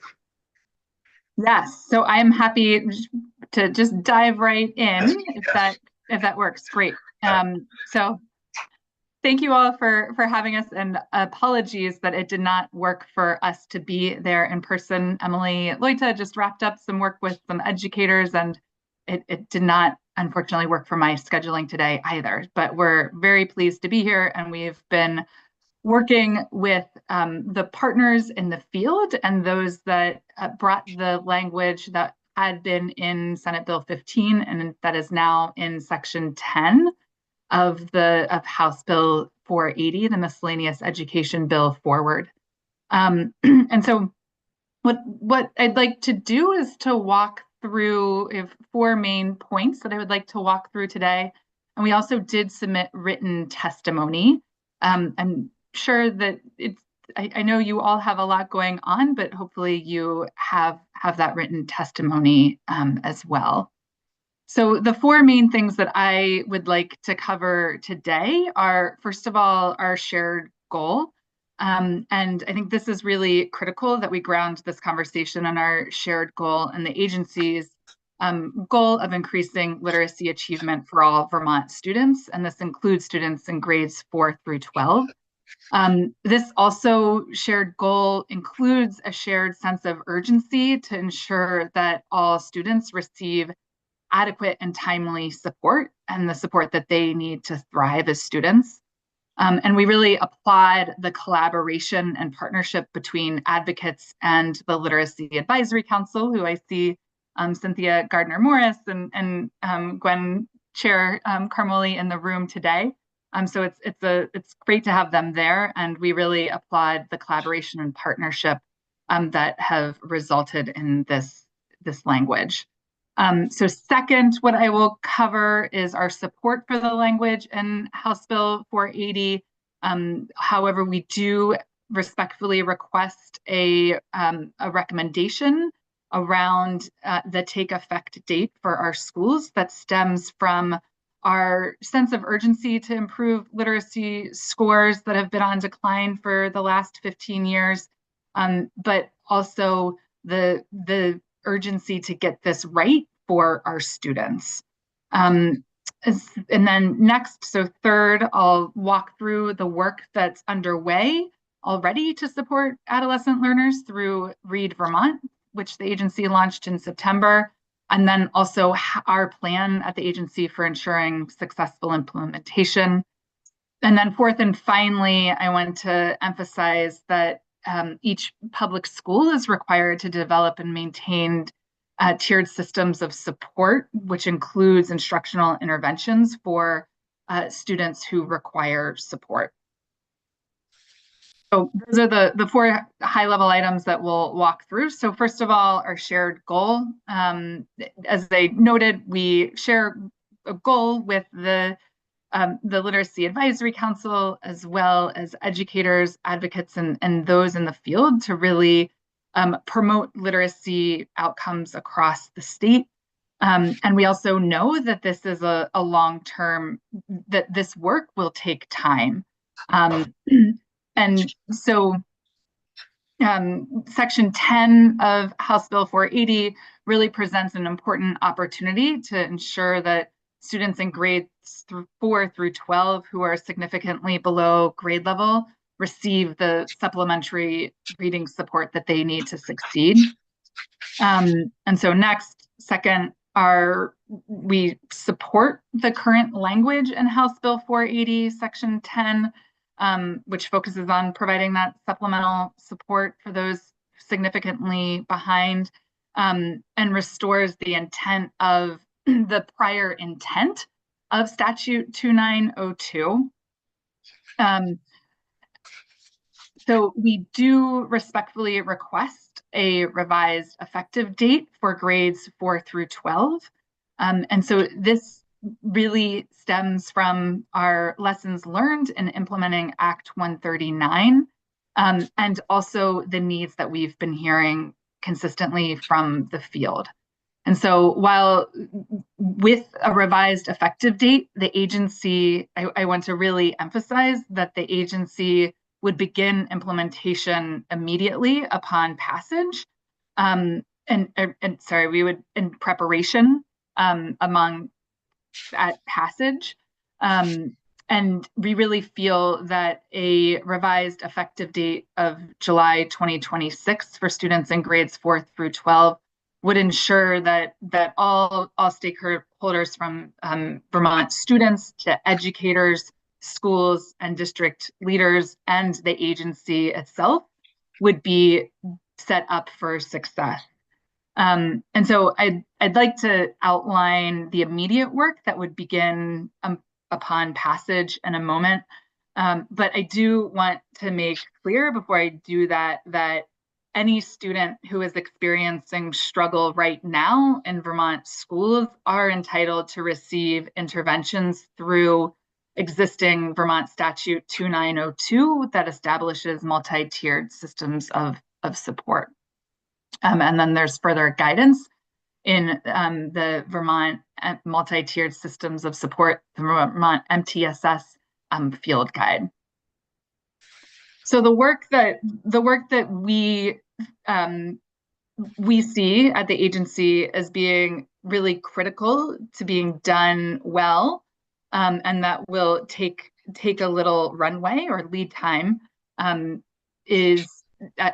begin to outline that right now. But it really centers on reviewing the capacity and resource needs, and also secondly, and very critically, supporting the field in this work.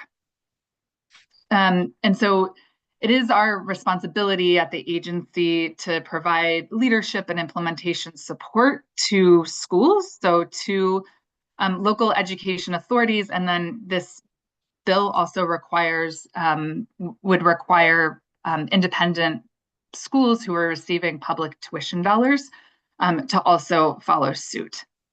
And so this effective date would allow us to provide that leadership and guidance and support. And so there are 6 things that you'll see in the written testimony that we've outlined that we would be focusing on. So number 1 would really be reviewing the capacity and resources within the agency to support effective and equitable implementation statewide. And this is also in light of, and we'll get into this, but we have launched Read Vermont across the state, and currently some of the work of Read Vermont had been funded through late liquidation funds, federal late liquidation funds. So we're really going through this review of capacity and resources already at the state. Secondly, I will say the second critical thing that we would begin immediately is engagement of educators, leaders, and constituents to really understand the needs and align implementation support. And this work has been underway throughout the life of the Literacy Advisory Council and prior to the launch of Read Vermont. And also this engagement helped inform the launch of Read Vermont. But there would be important engagement to do specifically around adolescent literacy as well as assessment. So third, we would really continue and complete an extensive review of the evidence-based and research on adolescent literacy and instruction, and as well as assessment. Fourth, we would issue guidance. This work would culminate in the issuance of guidance and recommendations prior to the July 2026 take effect date. And this is a really critical lesson learned through the implementation of Act 139. Act 139 required schools to begin screening students at the beginning of the 2024-2025 school year. But the agency was required to issue guidance in January of 2025. And so, in other words, schools were to begin screening before the agency issued guidance. And that created some confusion in the field. And so we really learned and lived through firsthand the importance of aligning our timelines around this. And so this feeds into our request here. So really specifically, the issuance of the issuing recommendations and guidance would include recommended reading and writing assessments and guidance around assessment for grades 4 through 12, and specifically how to identify students whose reading proficiency is significantly below. And I know that I watched carefully the testimony and prior conversations around how to define significantly below. And this is something that we believe is very important to do in order to ensure equitable implementation across the state. And we would do that through issuing of recommendations and guidance. Additionally, we would provide support around evidence-based practices and effective supplemental instruction for adolescent learners, especially for students that are significantly below. And then also ensure integration and alignment with current law and guidance. The fifth component of what the agency would begin working on immediately to support the field is identification of accountability mechanisms. And we have a few existing structures through continuous improvement plannings, as well as the Vermont Multi-Tiered Systems of Support, or Vermont MTSS survey, which is a requirement of Statute 2904. And so the identifying the accountability mechanisms and communicating that to the field so clearly will help ensure that our long-term goal and the outcome of improving student literacy outcomes is achieved. The sixth and final thing that we would work on is really continuing and intensifying opportunities for professional learning for educators of adolescent learners, and also around assessment and incorporation with existing local comprehensive assessment systems. So I'd like to also just provide, I've hinted a bit at and spoken not as directly to the existing work that's underway, but I do want to emphasize existing work that's underway. The agency launched Read Vermont in September to really provide broad and comprehensive support to educators from pre-kindergarten through 12th grade. And so this comprehensive support was an acknowledgement from the agency's perspective also about the need to support educators of adolescent learners and the importance of doing so. In March, we had 75 educators who participated in a live professional learning workshop that focused on adolescent literacy, and over 200 educators and administrators who registered and received the recording for viewing after the live workshop. So we have begun this work and focus on adolescent literacy, and the proposed timeline would help ensure that educators and leaders have all the tools in their toolbox and the resources that they need to effectively implement the requirements. I'm happy to answer questions later as well about the work of Read Vermont, which we have had great interest in and success across the state. We've had 7 workshops now, 7 monthly workshops. Each workshop has had between 65 and up to 80 participants very consistently. In the last workshop just last week, I think it was just last week, feels like longer ago than that. We had Dr. Louisa Moats, who provided the workshop in pro bono, which was very generous of her, given our cut of, given that the federal funding that had been supporting the contract was recalled very suddenly. And we had 80 educators on the workshop live, and several who spoke to this being the most effective professional learning that the agency has provided. And so it's gaining great momentum, and that's something we would like to continue to really set the field up for success. So, yeah. like, can we look at the specific language that you're suggesting and relate it to what you're talking about so that we can. Yeah, so that we understand. Yeah. Yeah, so the specific language we're suggesting, and I will say we put the specific recommended language there as a starting point, and certainly would rely on legal counsel. But we thought that. So let's look at exactly what you're proposing, because we're in the section of our bill with the heading of reading instruction. Mm-hmm. And the way we have now, the language in addition for students in grades kindergarten through 12, public schools and approved independent schools, they're eligible to receive public tuition, shall provide additional reading instruction.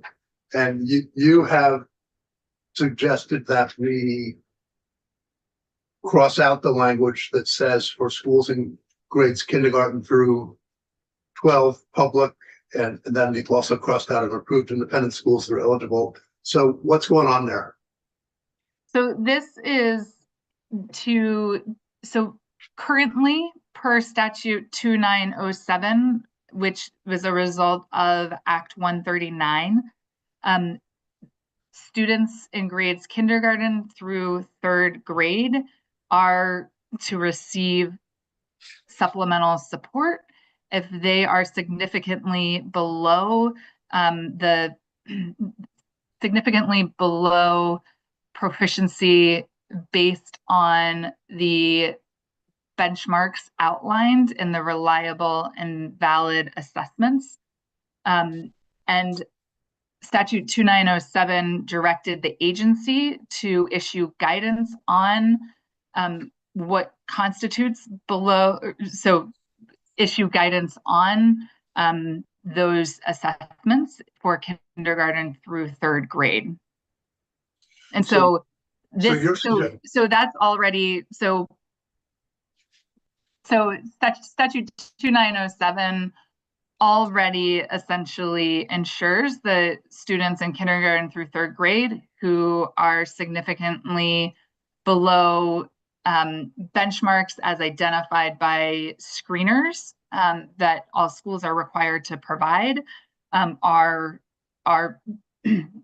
so they will receive supplemental instruction. So you're suggesting, if I understand this right, the language that you would cross out, at least as it relates to that sentence, would take us back to the existing K through 3 language. Exactly. Okay. And so that would take us back to the K through 3, and then you pick up something else with your final.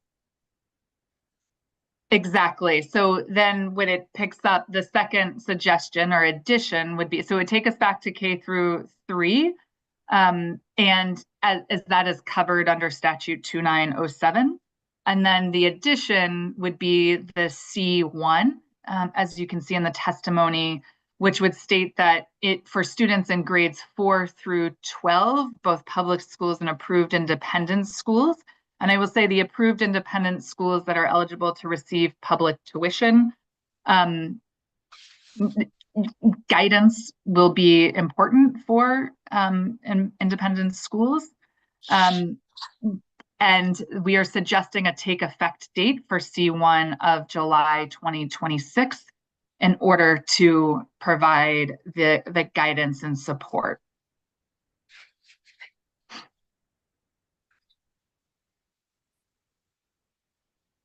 So after July 1 of 26, will there be any remaining distinction between K through 3 and 4 through 12?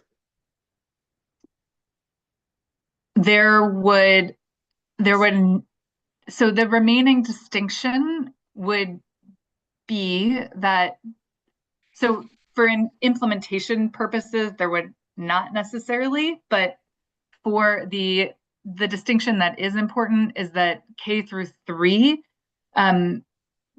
is defined, and what is defined as significantly below would be defined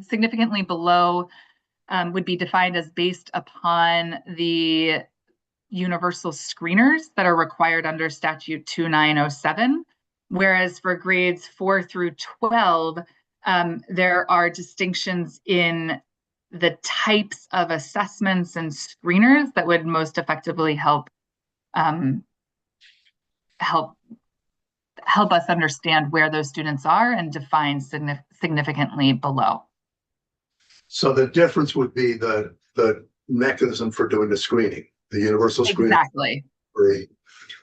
Okay. And what I know that I'm just waiting. I want to finish this line first. And so yeah, we're gonna have them on. Okay. So you're proposing a few things that we go back, and that's the first sentence with the changes to go back to the existing K through 3, which as it relates to 2907, and then we would add in a year later, effectively, the 4 through 12 with the different screening, but otherwise, okay. Yes. So why don't we, if you just stay on for a couple of minutes. Yeah, I will stay here. I am here. And I do want to emphasize the last piece that I wanted to emphasize is that within multi-tiered systems of support in statute 2902, schools are required to really ensure all students can succeed in the general ed classroom. And if they are not, they are to receive instructional interventions and accommodations, which can include intensive interventions as well. And so really we see the opportunity of the addition of this language as an opportunity to really promote a statewide focus on adolescent literacy and to ensure that students aren't overlooked regardless of the current level or supports.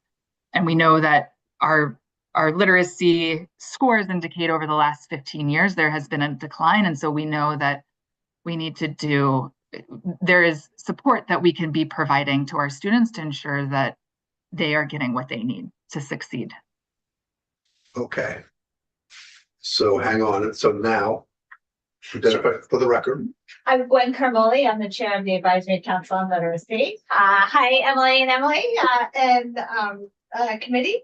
I was just going to say K to 3, there are some provisions that are in Act 139 that would be different than the 4 through 12.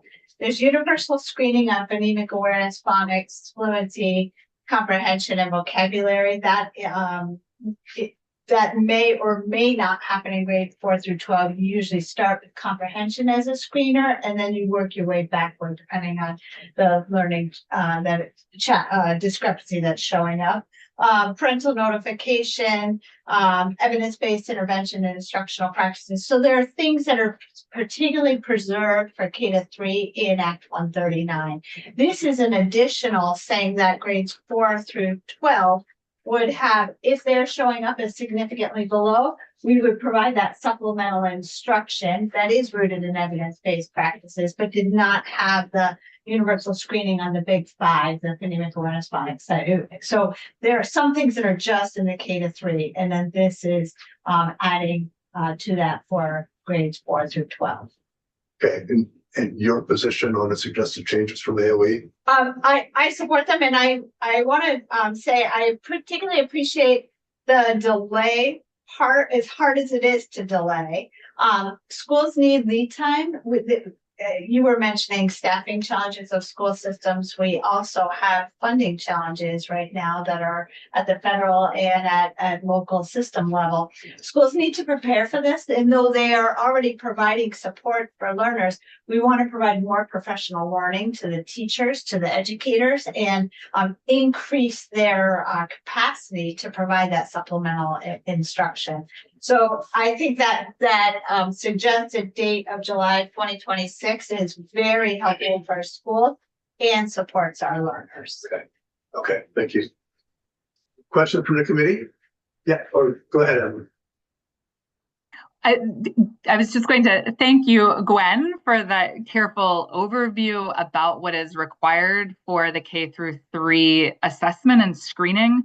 And as we get within the 4 through 12 range, there is a big range, and there are a variety of recommendations around that could be made based on what grade level a student is in for assessment and responses. And that is the careful work that we at the agency see as very critical to really getting this right for our school systems and for our students, and a part of why we see great value in issuing recommendations and guidance before the take effect date that we're proposing of July 2026. Yes. One more note. When we did Act 139, Emily was mentioning the difficulty of it going into effect and not having guidance. That was very real on the ground with our schools. It's very challenging for school systems. And we are still sort of cleaning up questions that came up at that point. And yet schools were working really hard to try to implement. So there's a very positive effort in this, but the guidance makes a difference. The guidance in professional learning. Okay. Questions from the committee? Sense we should just do this? Mm-hmm. Okay. Yes. Cynthia Gardner Morse. I guess I'm here as a parent advocate. I want to ask, is this change for the students or is it for the Agency of Education? Because for 16 years, the schools are supposed to have been doing this. And I think the agency, as Emily pointed out, has done training for a number of years. Let me go back. I know so that I say it's more coherent. The agency's been doing training for students. There were workshops with over 75 people participating, nearly 200 educators and administrators attending the workshops. And in addition to that training, we know that the agency has been supporting, offering support to teachers who reach out that have questions. So I would ask that the committee not delay this for a year. For one thing, you're continuing an inequitable situation. For another thing, some students will graduate during that year. And if you can't read your schoolwork, you need help right away. You don't want to wait another year while people do what? I mean, really, the agency is providing this already, and they're going to continue to provide it. If teachers have questions, they can go to the agency and ask them. So Emily, you heard that. Yeah, I did. And I fully appreciate, and the agency shares the sense of urgency in ensuring that all students receive the support that they need to succeed and thrive. Unfortunately, our literacy rates in the state, as you know well, and Cynthia and I have looked at together before, have really declined over the last 15 years.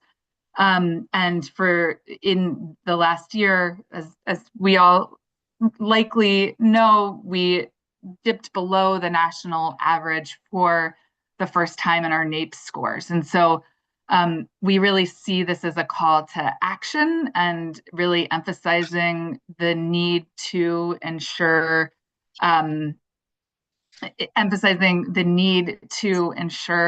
that our educators are set up for success and working with Vermont students, and in particular those that are the most vulnerable and that are struggling.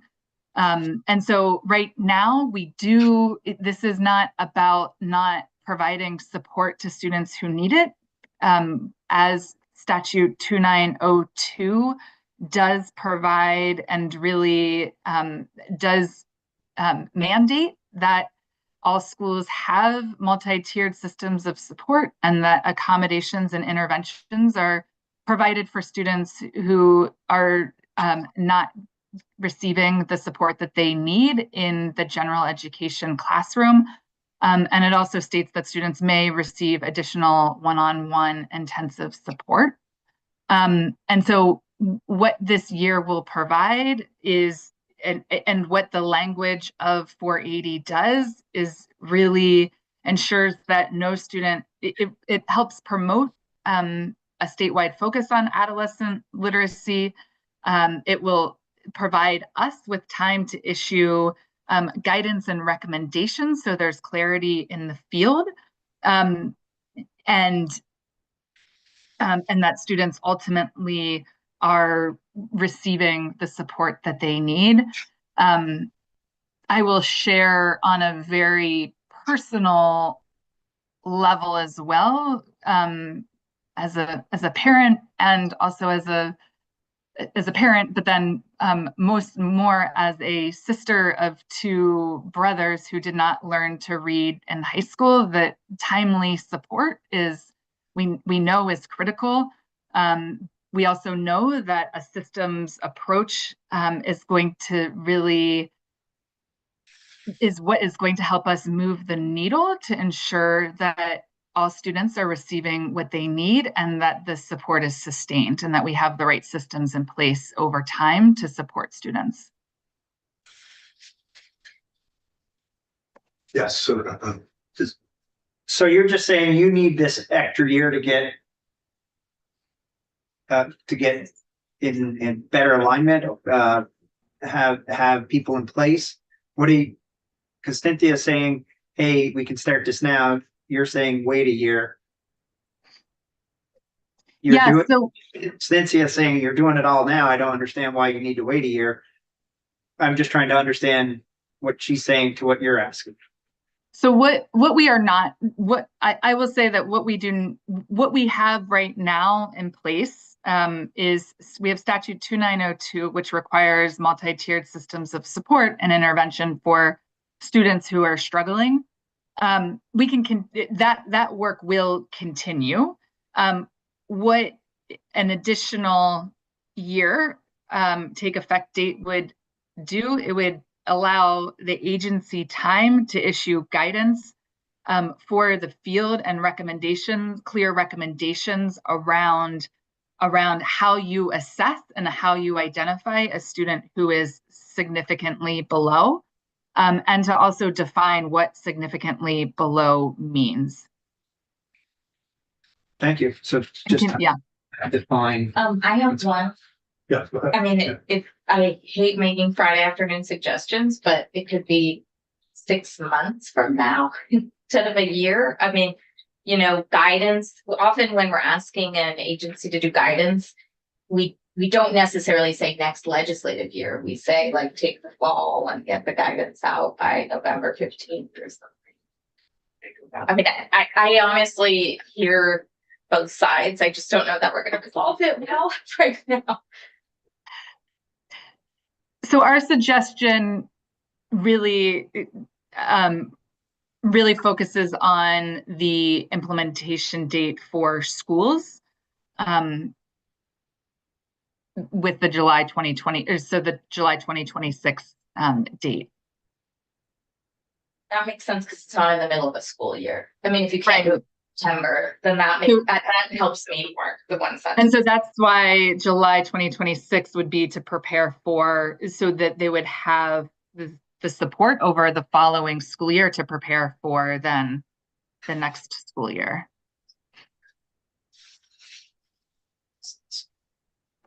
Okay, one more, then we'll get to what we call it. And I think Emily's point about her brothers really speaks to the need to have services start yesterday for students who are struggling and behind. And I also want to bring a comment that came from Dr. Doreen Dorfman, who I presented here before. She wishes to the team, she was writing to all of us, I do not believe the implementation start date should be delayed. Vermont state statute included supplementary reading instruction in any grade long before fall of 2024, when the agency finally began to recommend evidence-based instruction. Schools should not feel students should wait to learn. Some will graduate before 2026. I can't see any real benefit to waiting, and I can see that kids be harmed by waiting. Kids can be harmed by waiting. So I think the issue here, as I understand it, is that the fear that if we make implementation too fast, it won't be done well. Versus, and that we're actually, is it fair to say that in large measure, we're doing this already? It is fair to say, yes, it is fair to say we have existing language on the books, so to say, in statute 2902, that all students who are not being served well in the general education classroom should be receiving interventions or additional accommodations. Okay. Anything else? And so we do this, I think you said, well, this is about doing it well. And this is about doing it well on behalf of our students, and to ensuring that the systems are in place to best support students and to meet their needs. Okay. Thanks, everybody. Thank you. Okay. That's it for the day. Thanks for coming in, everybody.